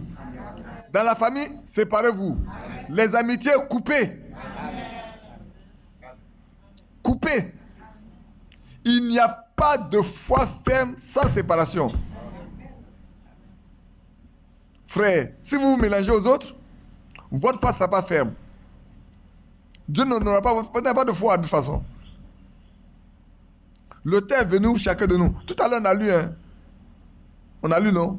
Qu'il doit y avoir la séparation, non? C'est pas ce qu'on a lu? Mais je dois le relire encore. Pour vous. Je le relis tout de suite. Je le relis. Frère Branham disait à ce sujet que l'achèvement aura lieu conformément à la parole de Dieu dans l'amour divin. Ceux qui veulent y participer doivent avoir deux choses à cœur et le prouver par leur action. Vous devez l'avoir dans votre cœur, mais aussi prouver aux gens, devant les hommes, parce que vous posez comme acte. La première, ils doivent sortir de tout ce qui n'est pas en accord avec la parole de Dieu originelle. Donc vous vous séparez de ceux qui veulent faire ce qu'ils veulent faire. Vous vous séparez complètement. Vous vous attachez à la parole de Dieu, à la pure parole de Dieu. Parce que, frère, ce qui compromet les gens, c'est souvent le fait d'avoir des amis. On a des amis, on ne veut pas se séparer. Qu'est-ce qu'on va dire? On a dit, le ciel n'a pas dit quoi que ce soit, frère. Pour le ciel, là, il n'y a pas dit, le candidat n'a pas sa place devant le Fils de Dieu. Amen. Le candidat, là, jetez ça dehors, frère. Marchez avec la parole de Dieu. Vivez pour la parole de Dieu. Amen. Le second, ils doivent expérimenter une purification, une sanctification intérieure complète. Mais comment votre intérieur peut être sanctifié, purifié, si vous ne voulez pas vous séparer de ce qui est impur? Comment? Frère, vous marchez avec quelqu'un qui vit mal. On dit que les oiseaux de même plus bas, ils volent ensemble.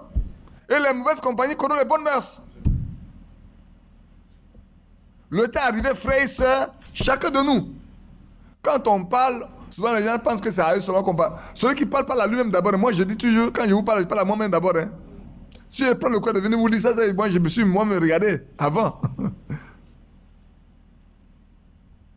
Je ne vais pas vous dire, faites ce que je vous dis, ne faites pas ce que je fais. Ah non, non, non. Alors moi, je ne vais pas aller au ciel aussi. Je ne veux pas de l'enlèvement, je ne veux pas de l'enlèvement. Non, frère, je veux aussi participer à l'enlèvement. Donc, je ne peux que faire ce qui doit amener chacun de nous à aller dans l'enlèvement. Donc, moi y compris. Donc, je reviens, frère. La deuxième chose, dans les actions et dans les décisions que nous devons prendre, premièrement, nous devons décider que nous expérimenterons la purification et la sanctification interne, intérieure, complète, pour être scellés par le Saint-Esprit. Mais cela vient que nous nous séparions nous-mêmes auparavant. Chacun de nous a expérimenté ça, frère. Le temps arrivé où vous devez expérimenter. C'est pas moi qui vais dire à un frère, ah le frère, que Dieu te bénisse, maintenant je vois bien que tu... Non, non, non. Toi-même, l'Esprit doit rendre témoignage à ton esprit que tu es fils de Dieu. Avant qu'un frère le dise, toi-même à l'intérieur, là, tu sais. Dans ta profondeur, dans ton intérieur profond, tu dois savoir. L'Esprit de Dieu doit te le dire. Tu dois savoir que tu es pur de cœur, tu es pur d'esprit. Tu dois savoir que tu es sanctifié. Et quand ton âme est propre devant le Seigneur, que tu es pur devant lui. Frère, voilà le temps dans lequel nous sommes aujourd'hui. On poursuit simplement.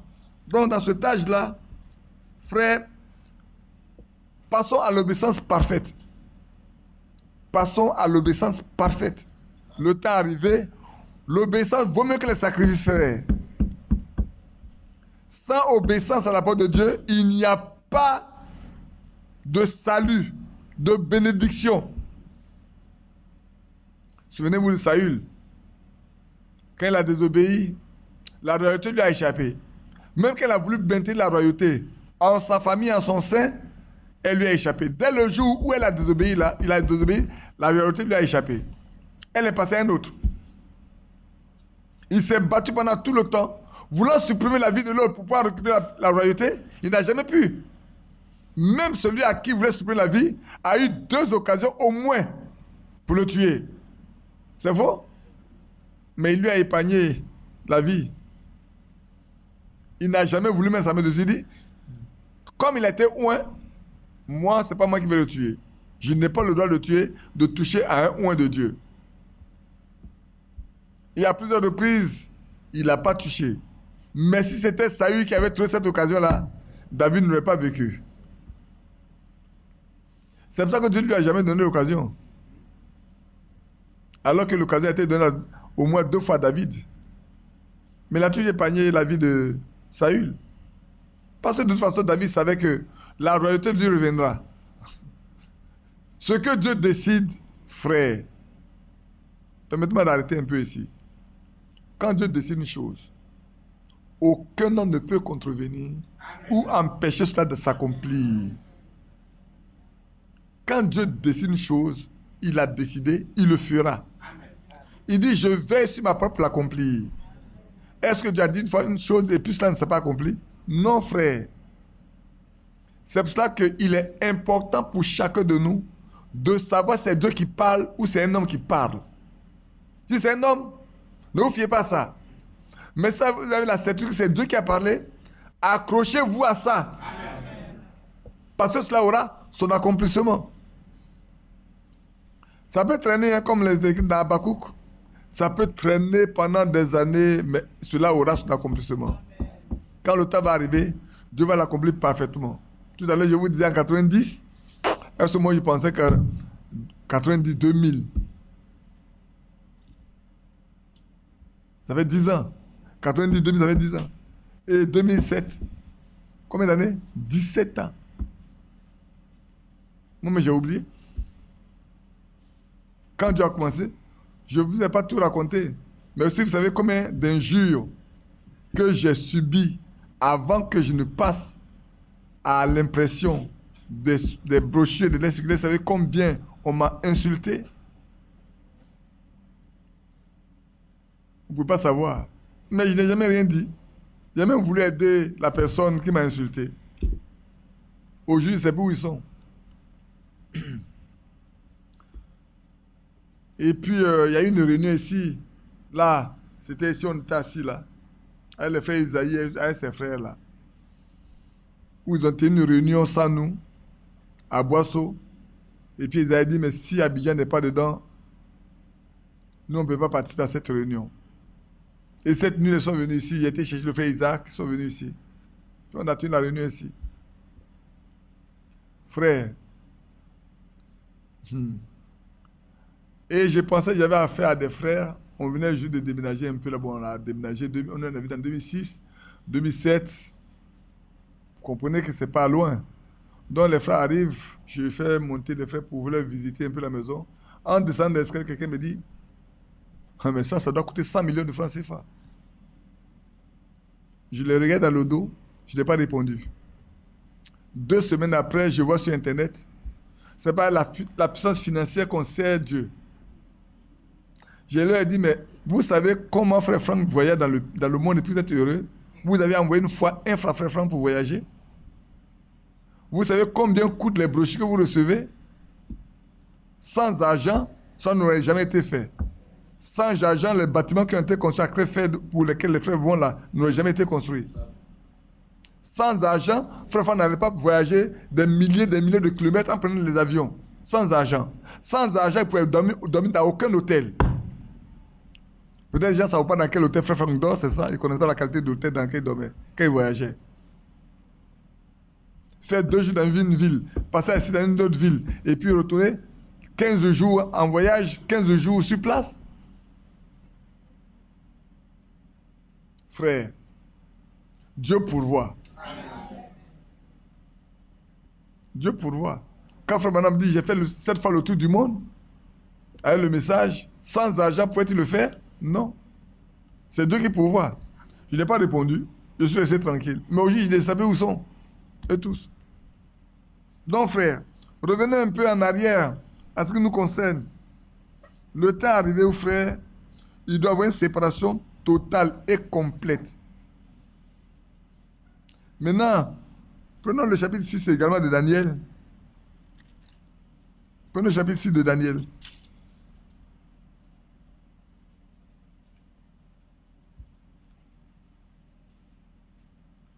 J'ai lu le verset 10, le verset 20-22. Ouais, quand vous prenez le chapitre 6, le verset 10,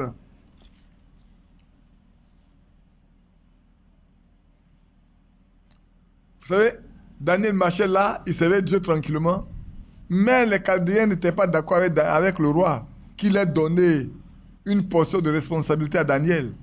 Il fallait trouver un moyen pour tuer Daniel, pour l'exterminer, pour le dégager, comme ça il va être en paix. Et souvent, ça arrive aussi malheureusement parmi les soi-disant croyants. Joseph a vécu ça avec ses frères. C'est vrai?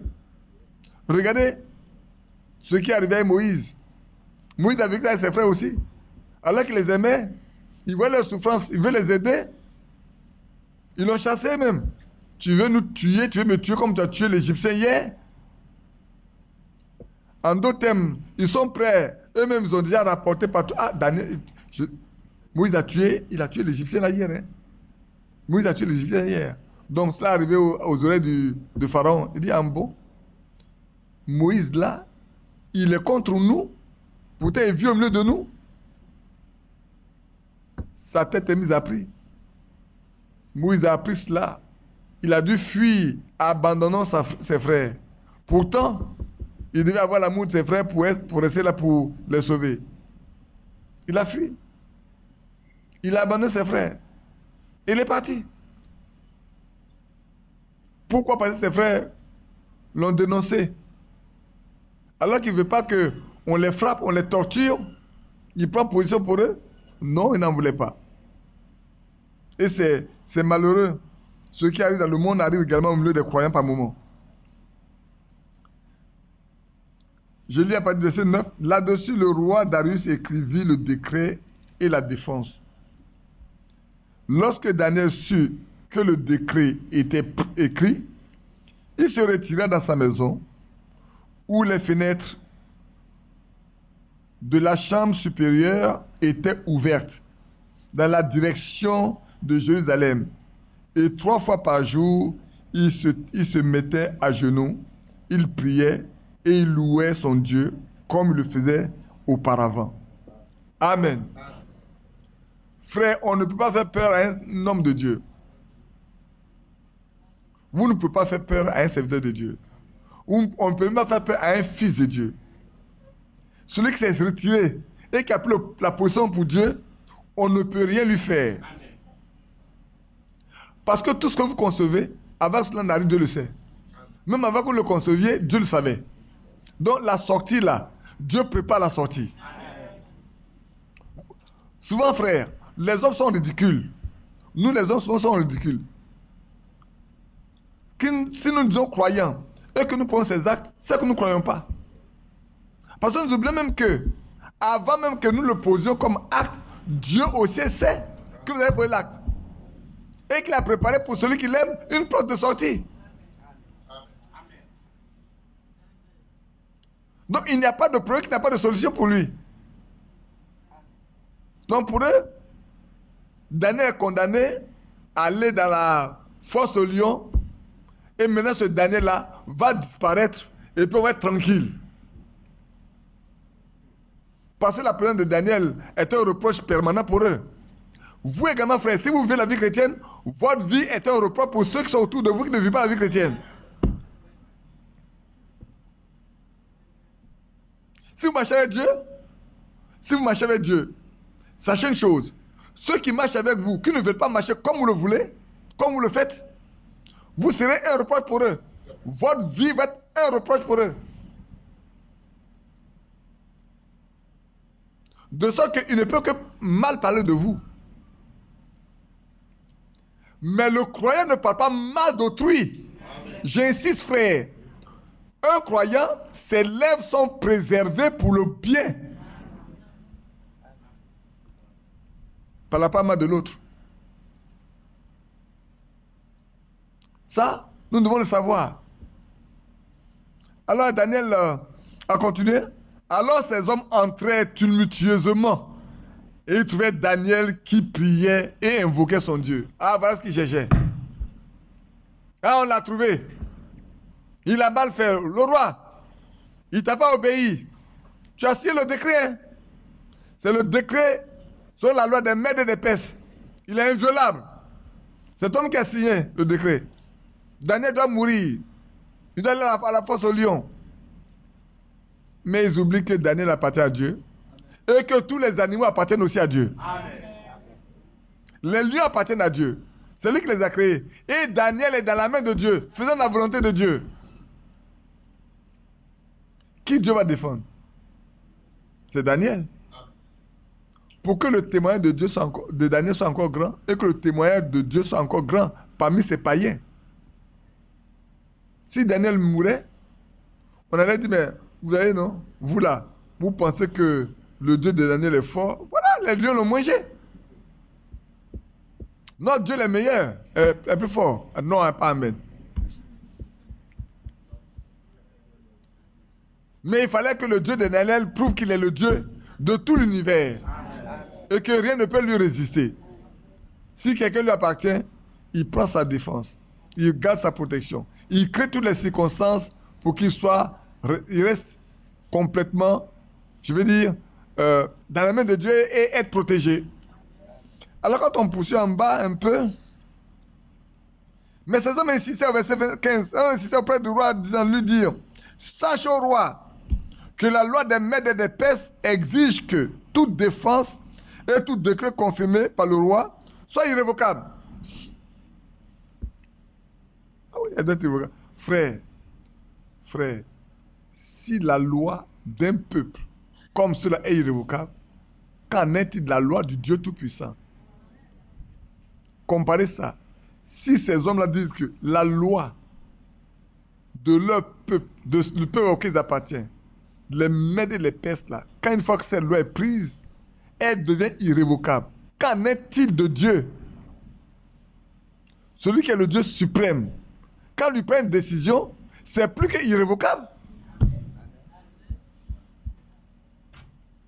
C'est beau, hein, frère.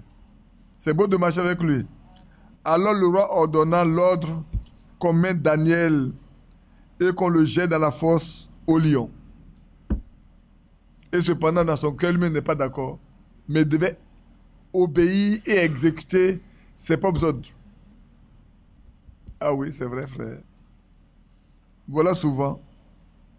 Et puis, le matin, au verset 20, en s'approchant de la fosse, il appela Daniel d'une voix triste. Le roi prit la parole et dit à Daniel, Daniel, serviteur du Dieu vivant, alléluia. Amen. Oh, j'aime ça quand je lis. Serviteur du Dieu vivant, ton Dieu que tu sers avec persévérance, a-t-il pu? Oh, aïe, ça me fait mal au cœur. Ça, moi, ça me fait mal au cœur. A-t-il pu ton Dieu que tu sais avec persévérance, est-ce qu'il a été capable de t'arracher des mains des lions? Ah, vous savez, quand cet homme-là est venu à son fils, et puis les disciples n'ont pas pu le guérir, dans Matthieu 17, et que le Seigneur descendait de la montagne de transfiguration, il est arrivé, il a dit, oh, j'ai envoyé mon fils à te dire, mais non pas plus. Si tu peux, si tu peux, j'ai dit, si tu peux. Tout est possible à celui qui croit. Tout est possible à celui qui croit.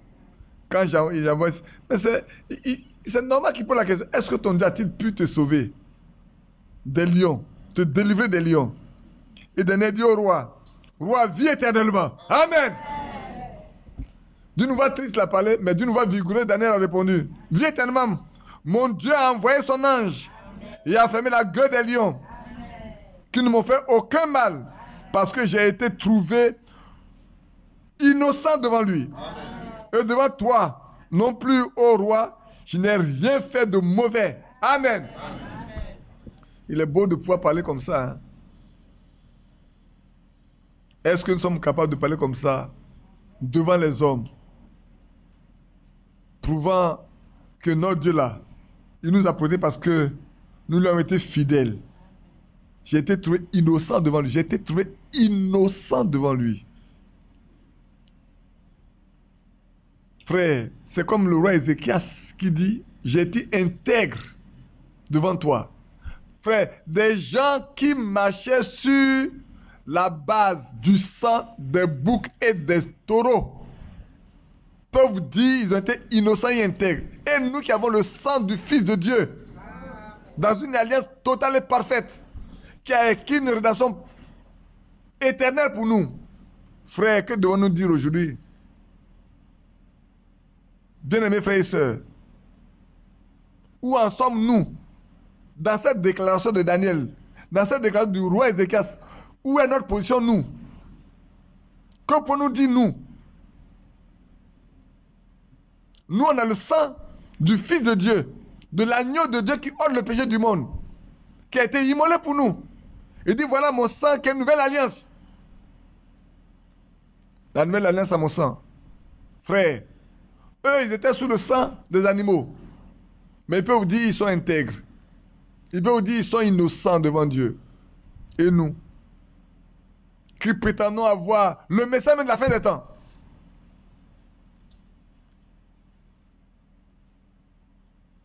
Bien-aimé, ce matin, je lisais ce que l'ange a dit à Frère Branham.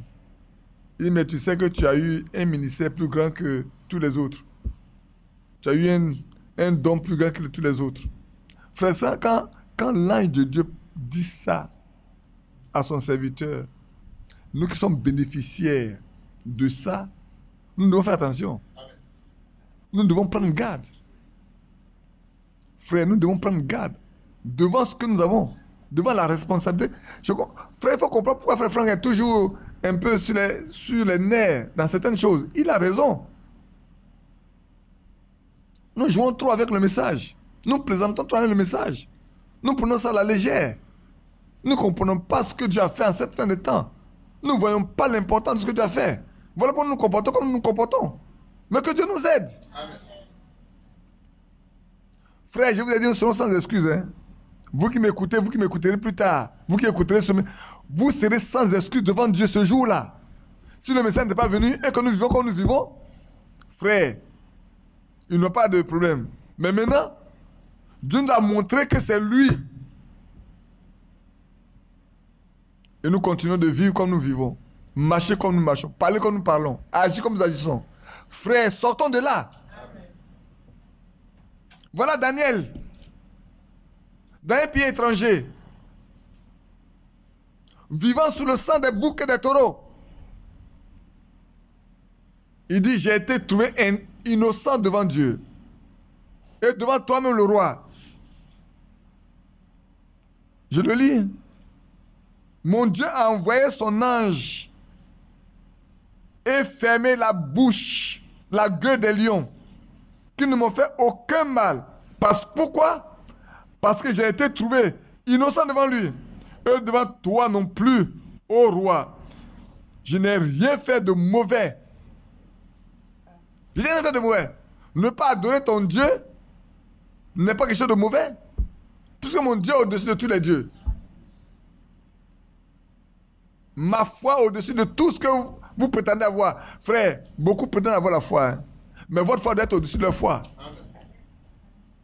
Oui, beaucoup prétendent avoir la foi. Votre foi, vous doit être supérieure à leur foi. Si vous marchez à la vraie parole de Dieu, votre foi doit être au-dessus, frère. Regardez les pharisiens, prenez les pharisiens, prenez les sadduciens, prenez les sacrificateurs. Ils disaient qu'ils avaient la foi. Mais la foi de Pierre et de Jean était supérieure à leur foi. Parce qu'ils ne pouvaient pas faire un seul miracle. Mais la foi de Jean et de Pierre pouvait guérir un estropié malade. Où en sommes-nous, nous, avec notre foi, nous? La séparation. Ils étaient séparés. Ceux qui avaient été séparés complètement avaient une foi différente. Leur foi était supérieure à la foi des autres. Daniel et son groupe avaient une foi supérieure à tous les gens qui sont venus d'Israël. Ils sont même sortis de Juda. La foi de ces 4 personnes était supérieure à la leur. Vous vous souvenez bien que Meshach, Shadrach et Abednego avaient refusé d'adorer.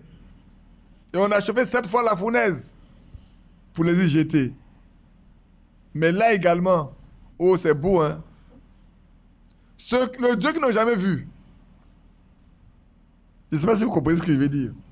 Le Dieu même qu'ils n'ont jamais vu, à qui ils ont cru. Avec qui il marche par rapport à sa parole. Ce Dieu-là, ce jour-là, était avec eux dans la fournaise. Vous ne voyez pas? Ce jour-là même, où la mort les attendait, selon les humains, le Dieu même qui prétendait, en qui ils ont cru, pas qui prétendait, en qui ils ont cru, en qui ils ont mis la foi, il dit notre Dieu est capable de nous délivrer. Même s'il ne le faisait pas, on n'allait pas obéir. Même s'il ne le faisait pas, si on doit mourir, on pouvait mourir. Mais nous savons qu'il va le faire. Et quand on les a jetés, avant d'arriver dans le feu là-bas pour descendre, le feu n'a fait que couper quoi? Les liens. Il ne peut pas être esclave devant leur Dieu. Non, il ne peut pas être lié.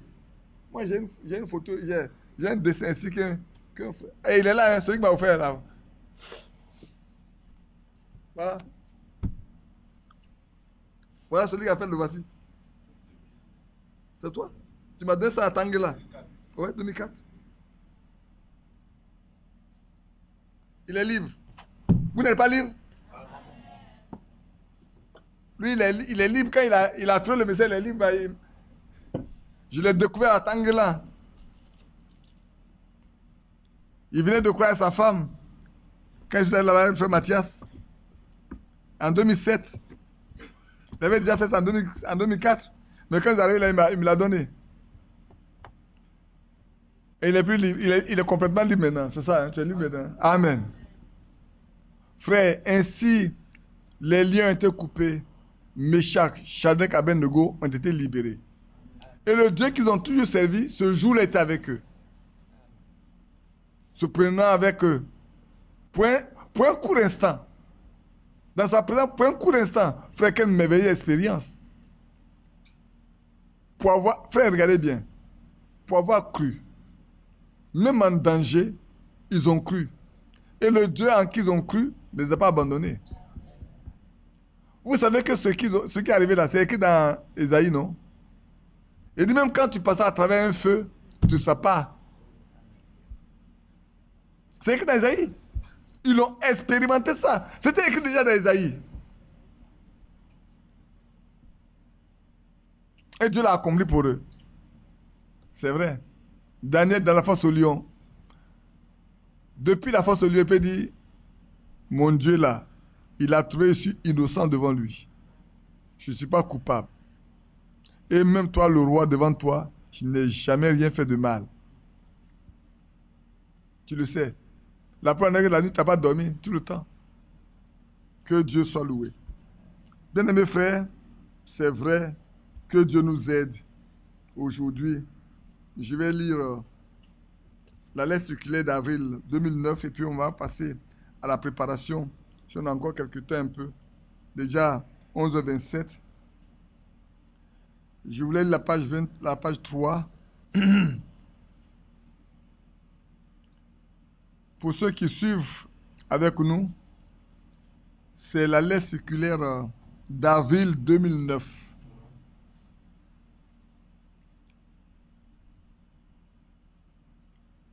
Chaque jour qui passe accroît notre espérance à participer au retour promis de Jésus-Christ.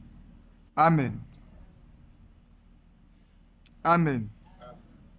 Qui n'a pas compris? Qui a compris? Tu as compris? Ah, pourquoi t'appeler ta main? Chaque jour qui passe, notre espérance à participer au retour promis de Jésus augmente. Maintenant, j'ai repris ça dans un autre sens pour que vous compreniez. Chaque jour qui passe là, pour ceux qui marchent avec Dieu, leur espérance à participer au retour là, ça augmente, ça augmente, ça augmente. Si ça n'augmente pas, là, vous allez tomber. Hein? Votre espérance à participer là doit croire. Vous allez toujours porter, vous dites, Seigneur, moi je sais que je vais participer à ça. Aussi longtemps que vous pouvez faire ça, vous allez pouvoir marcher avec lui. Vous allez vouloir obéir. Mais si vous n'avez pas d'espérance à participer, quelqu'un qui n'espère pas quelque chose ne fait rien pour ça. Si tu n'espères pas que ça va arriver, tu prépares un examen, tu dis, je ne suis pas sûr d'être admis. Bon, comme je sais que je vais échouer, est-ce que je vais travailler? Non. Mais si je sais que je vais être admis, je crois que je vais être admis, je vais travailler pour ça. Je vais être en fonction. Et nous également, nous travaillons en fonction. Donc, chaque jour qui passe, le jour qui passe accroît notre espérance à participer au retour promis de Jésus-Christ. Maintenant, à la fin des temps, de la grâce, les véritables croyants ont été appelés à sortir de toutes les nations. Amen. Si vous ne comprenez pas, levez votre main seulement. Hein. Et puis, je reprends ça dans une autre forme que vous comprenez. Maintenant, à la fin du temps de la grâce, nous sommes à la fin du temps de la grâce. Comme nous sommes à la fin du temps de la grâce, après ce temps, il y a plein d'autres âges. Nous devons comprendre, après ce temps, il n'y a plus notre grâce, notre âge. Après nous, le message retourne aux Juifs. Donc après ça, il n'y a plus rien à espérer. Les véritables croyants qui ont été appelés à sortir de toutes les nations doivent se préparer. Qui est appelé à sortir de son pays?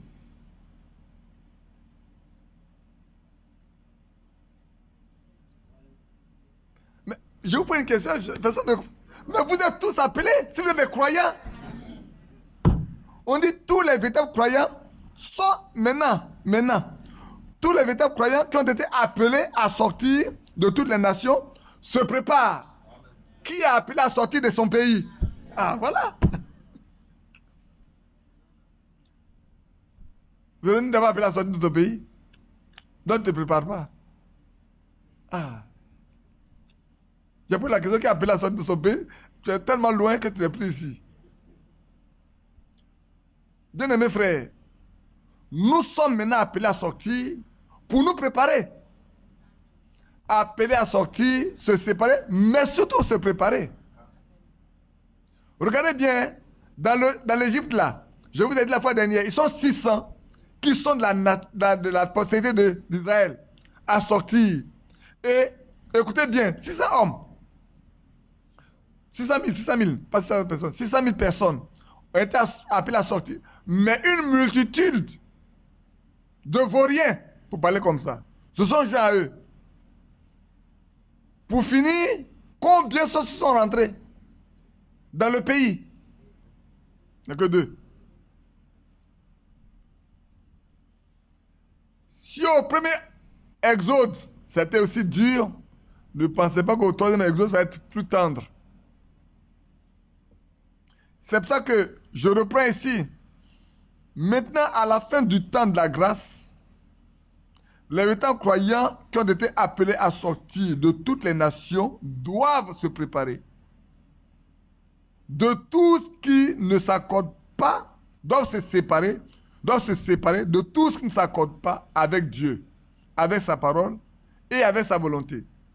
Vous devez vous séparer de tout ce qui ne s'accorde pas avec Dieu, sa parole, sa volonté.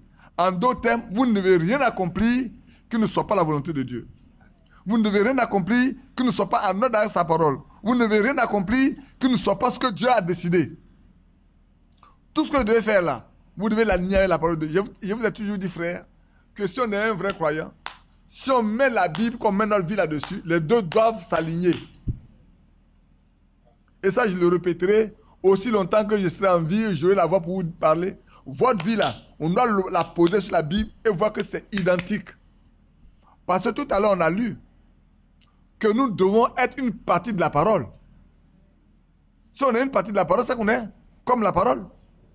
Pourquoi? Parce que frère, au commencement était la parole était avec Dieu, la parole était Dieu et la parole a été faite chair. Et elle habite parmi nous. Et c'est cette vie-là que nous devons avoir. Celui qui a vécu parmi nous là, sa vie doit rentrer en nous pour que nous soyons avec lui.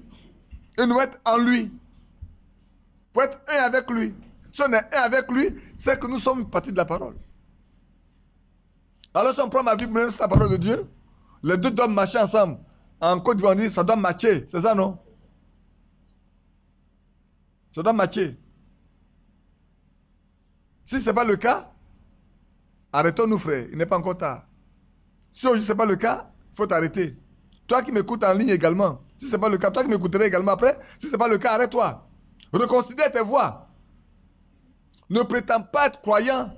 Ne prétendons pas être dans le message. Frère, il n'y a pas épouse de message, il y a épouse parole. Amen. C'est même écrit ici même. Je vais vous le lire tout de suite. Je vous le lis tout de suite. C'est le seul moyen pour devenir l'épouse parole qui est destiné à rencontrer l'époux et pas une épouse message. Beaucoup disent sont dans le message, il n'y a pas épouse message, il y a épouse parole. Amen. Il n'y a qu'une seule église épouse qui porte son nom et qui a été prédestinée à expérimenter l'accomplissement de chaque promesse qui se trouve dans la parole de Dieu. Qui a compris? Qui n'a pas compris? Voilà. Il n'y a qu'une seule église épouse qui porte le nom de Christ, le nom de l'époux, et qui a été prédestinée à expérimenter l'accomplissement de chaque promesse qui se trouve dans la parole. Donc, chaque personne qui fait partie de l'église épouse est appelée à expérimenter chaque promesse qui se trouve dans la parole. Ne peut pas expérimenter les promesses de la parole ceux qui ne sont pas l'épouse de Christ. Ceux qui ne sont pas l'époux de Christ ne sont pas appelés à expérimenter les promesses de la parole. Si tu fais partie, alors les promesses de la parole, tu es appelé à les expérimenter. Donc chacun de nous doit se demander où il en est aujourd'hui. Que fais-tu aujourd'hui? Où es-tu aujourd'hui? Bien-aimés frères, le temps est arrivé où chacun de nous doit se demander, vraiment. Elle retourne aux enseignements originaux d'épouse parole. Retourne aux enseignements originaux et aux pratiques de l'église du commencement, ainsi qu'au premier amour.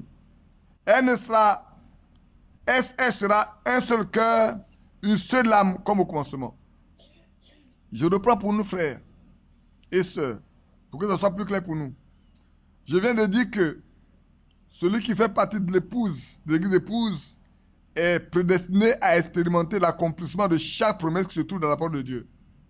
Donc chaque homme, chaque femme qui fait partie de cette église épouse-là, il est appelé à expérimenter toutes les promesses que le Seigneur a données dans sa parole. Et ça, c'est une bonne chose pour nous. Que les promesses qui sont dedans là, nous les expérimenterons. Frères, les promesses du Saint-Esprit nous appartiennent. Amen. Ça fait partie des promesses de la parole de Dieu. Les promesses qui sont dans l'ordre de mission, pour ceux qui auront cru, c'est pour nous. Voilà les miracles, voilà ceux qui accompagnent ceux qui auront cru. Voilà les miracles qui les accompagneront. C'est pour nous. Je lisais dans Deutéronome, il dit au milieu de mon peuple, Il n'y a ni femme, ni homme stérile, même pas les animaux non plus. Donc, frère, ces promesses sont pour nous. À nous d'avoir la foi pour le saisir, hein, frère.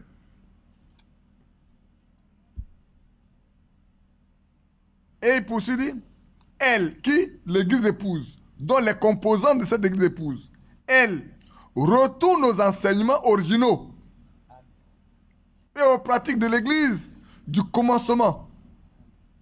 Vous et moi, nous devons retourner non pas à l'enseignement de Wesley, de qui?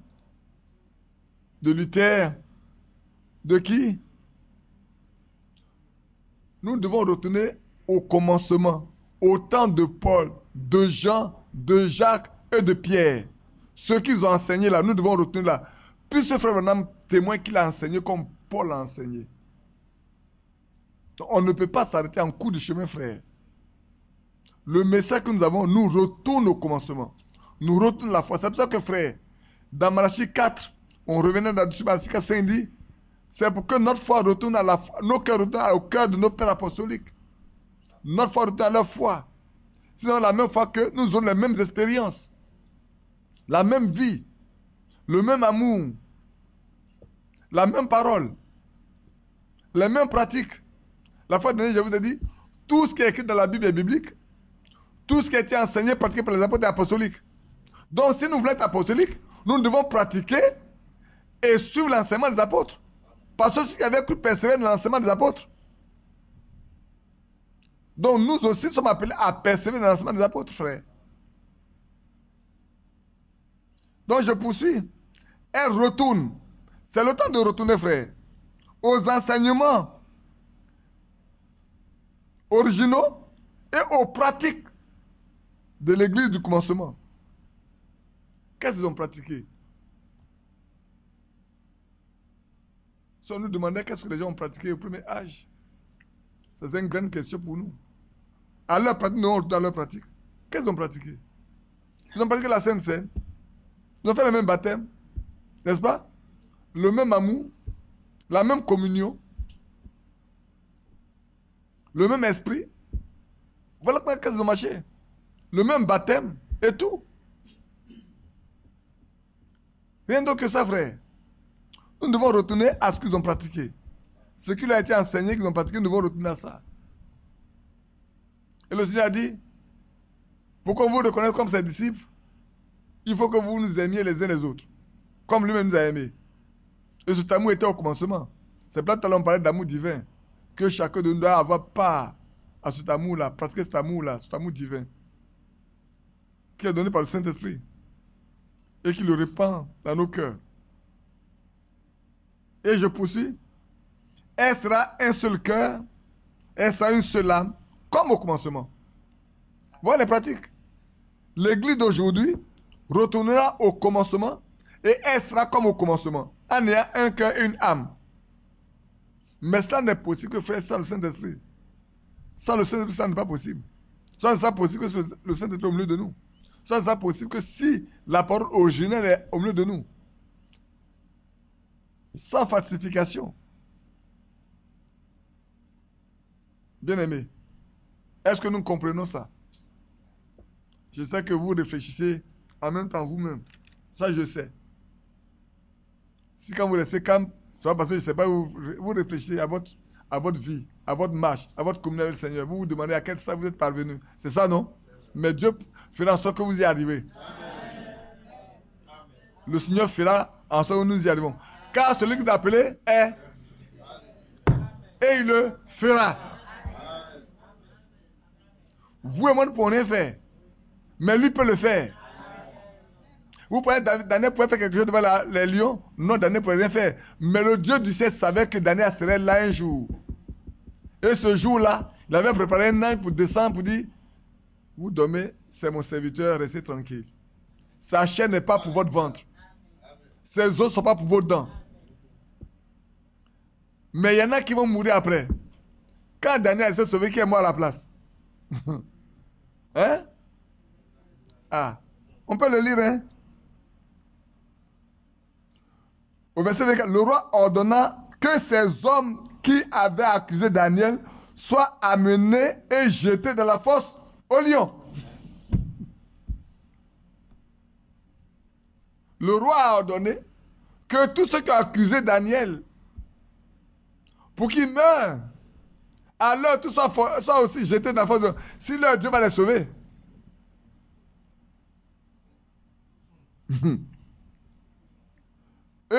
Écoutez bien, eux, leurs enfants, leurs femmes, et avant qu'ils soient parvenus au fond de la fosse, les lions les saisirent et leur brisaient tous les os. Voilà ce qui arrive à ceux qui sont contre les enfants de Dieu.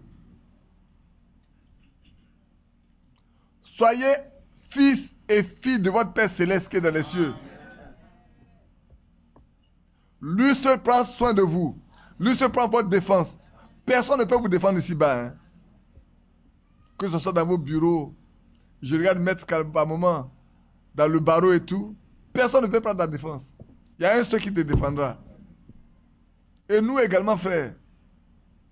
Dans n'importe quelle situation, il y a un seul qui peut nous défendre. C'est pour ça que nous devons être comme Daniel.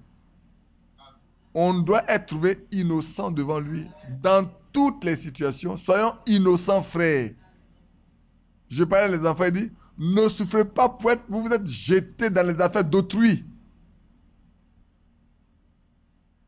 Mais souffrez pour le nom du Seigneur.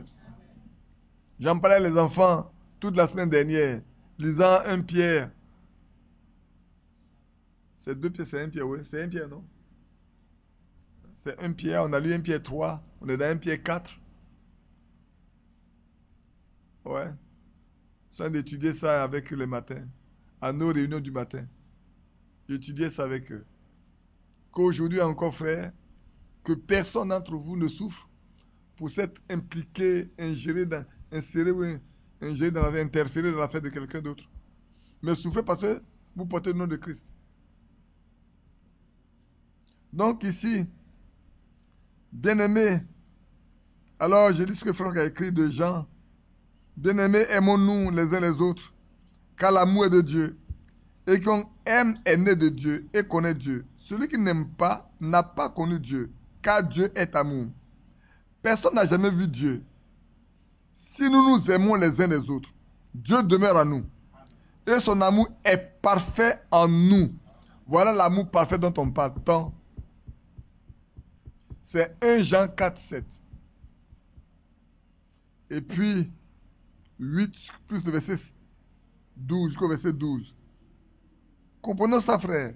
Le temps est arrivé où nous devons comprendre, frère, que nous devons marcher, comme nous venons de le lire.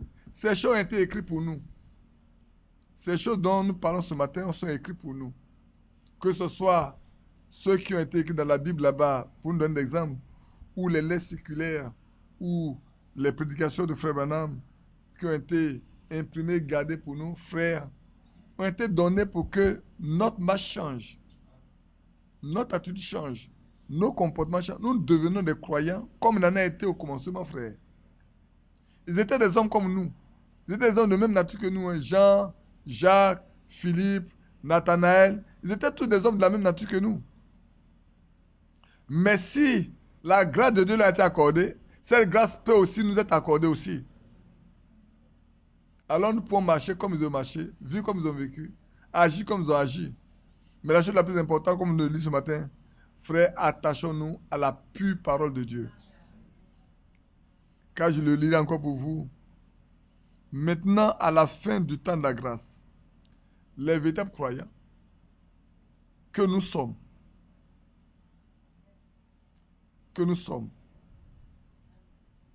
qui ont été appelés à sortir de toutes les nations, et c'est vrai, de toutes les nations, de toutes les religions, de la parenté, de la famille de nos pères, doivent se séparer de tout ce qui n'est pas en accord avec Dieu. Tout ce qui n'est pas en accord avec Dieu là, séparons-nous de ça. Tout ce qui n'est pas en accord avec la parole de Dieu, séparons-nous de ça. Tout ce qui n'est pas en accord avec la volonté de Dieu, séparons-nous de ça, frère. C'est le seul moyen pour devenir une partie de l'épouse de Christ. C'est le seul moyen, pas deux. Donc, vous voyez, non? Se séparer de tout ce qui n'est pas en accord avec Dieu. Se séparer de tout ce qui n'est pas en accord avec sa parole. Se séparer de tout ce qui n'est pas en accord avec sa volonté est le moyen que Dieu nous donne pour être une partie de lui. C'est pour ça que dans 2 Corinthiens, il dit, sortez du milieu de mon peuple, ne touchez à rien d'impur. Ce qui est impur, c'est tout ce qui est impur, c'est tout ce qui n'est pas en accord avec Dieu. Et impur, tout ce qui ne s'arrange pas avec la parole de Dieu. Et impur, tout ce qui ne rentre pas dans la volonté de Dieu. C'est pour ça que Saül n'a pas accompli la volonté de Dieu. Il a perdu la royauté qui lui a été donnée. Il a désobéi.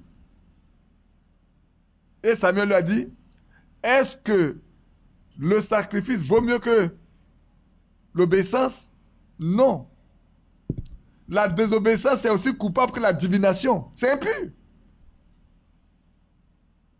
Si on désobéit, on est aussi coupable que si on est parti consulter un devin. Bien aimé, c'est le temps où chacun doit s'arrêter pour voir comment il marche, pourquoi il marche et pour qui il marche. Pour qui vivez-vous? Pour qui marchez-vous? Vous ne marchez pas pour le message. Vous devez marcher pour Dieu. Le message vous ramène à lui. C'est pour ça qu'il a dit, c'est pour ça que Frère Franck a dit, il n'y a pas église message, il y a église épouse. Il n'y a pas église message. Ceux qui pensent qu'il y a église message, il y a épouse message, il y a épouse message, il n'y a pas épouse message. Ça n'existe pas. Que Dieu nous bénisse. Je pense qu'il est déjà 11h49. On n'a même pas approché notre préparation. On va l'aborder le soir. Mais je pense que ce qui est dit ce matin est assez consistant pour nous. Même si on ne parlait pas l'après-midi, on doit pouvoir méditer ça pendant toute la journée. Pour ne pas dire toute la semaine. Parce que le temps est venu, nous devons savoir à quel stade nous sommes parvenus dans notre marche avec le Seigneur, frère. À quel stade nous sommes parvenus. Souvenez-vous, notez ces points-là, relisez-les chez vous. C'est pour ça que je vous donne les pages, je vous donne les titres de messages que je lis, des lettres circulaires ou des messages que je lis, pour que vous sachiez exactement à quel stade nous sommes parvenus, frère. Ce soir, peut-être on va aborder le point concernant le mot épouse, parole. Et j'aimerais lire quelque chose dans les lettres circulaires et dans les prédications de Frère Branham également, pour que nous soyons clairs avec ce point de époux, femme et ceci-là. Je voulais qu'on en finisse une bonne fois et tout. Il faut crever l'abcès une bonne fois, afin que ceux qui sont incrédules restent incrédules, ceux qui sont croyants soient croyants. Que Dieu nous bénisse.